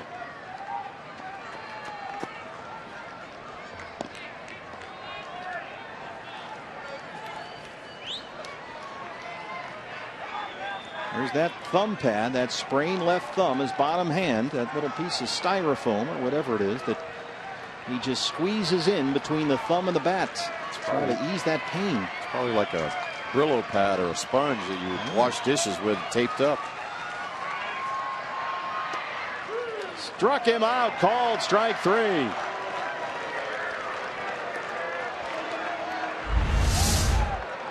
We talk about good location, down and away, bottom of the strike zone. Fox Tracks has it on the outer corner. Well, Brad mentioned in our post-game show last night, and Diamondback Live again follows the ball game here, that for him the key in this ballpark against these hitters is just that, keep the ball down. Josh Hamilton away from the shift, but right to Nick Ahmed. Long throw for Nick, a scoop by Goldie, and they got him in time. 2 down. Well, really a nice play by Goldie there at first base. Nick Ahmed makes a nice play at short. Ball hops up on him, makes a nice firm throw, throws it down in the dirt, and Goldie with a nice pickup. Randall Delgado would be the pitcher of record here. He's in line for the win. If they can retire Mitch Moreland. Moreland singled in the 4th. He's 1 for 4. 1 out away from the mountaintop. I think you're the good luck charm. It's got to be. The only thing that's changed, right? I did bring a wrecking ball so we can get rid of that mountain. Turn it into a molehill and just keep going. Tell you what, we win this one, I'm going to go ahead and give you an off day tomorrow and Friday. Wow, it's big of you. I talked to Derek. He said it's okay. You worked it out? Yep. Popped it up. Shallow left center field. And the Arizona Diamondbacks have reached Mount 500. 42-42. They take both games here in Texas. They win this one 7-4. They have finally got there for the first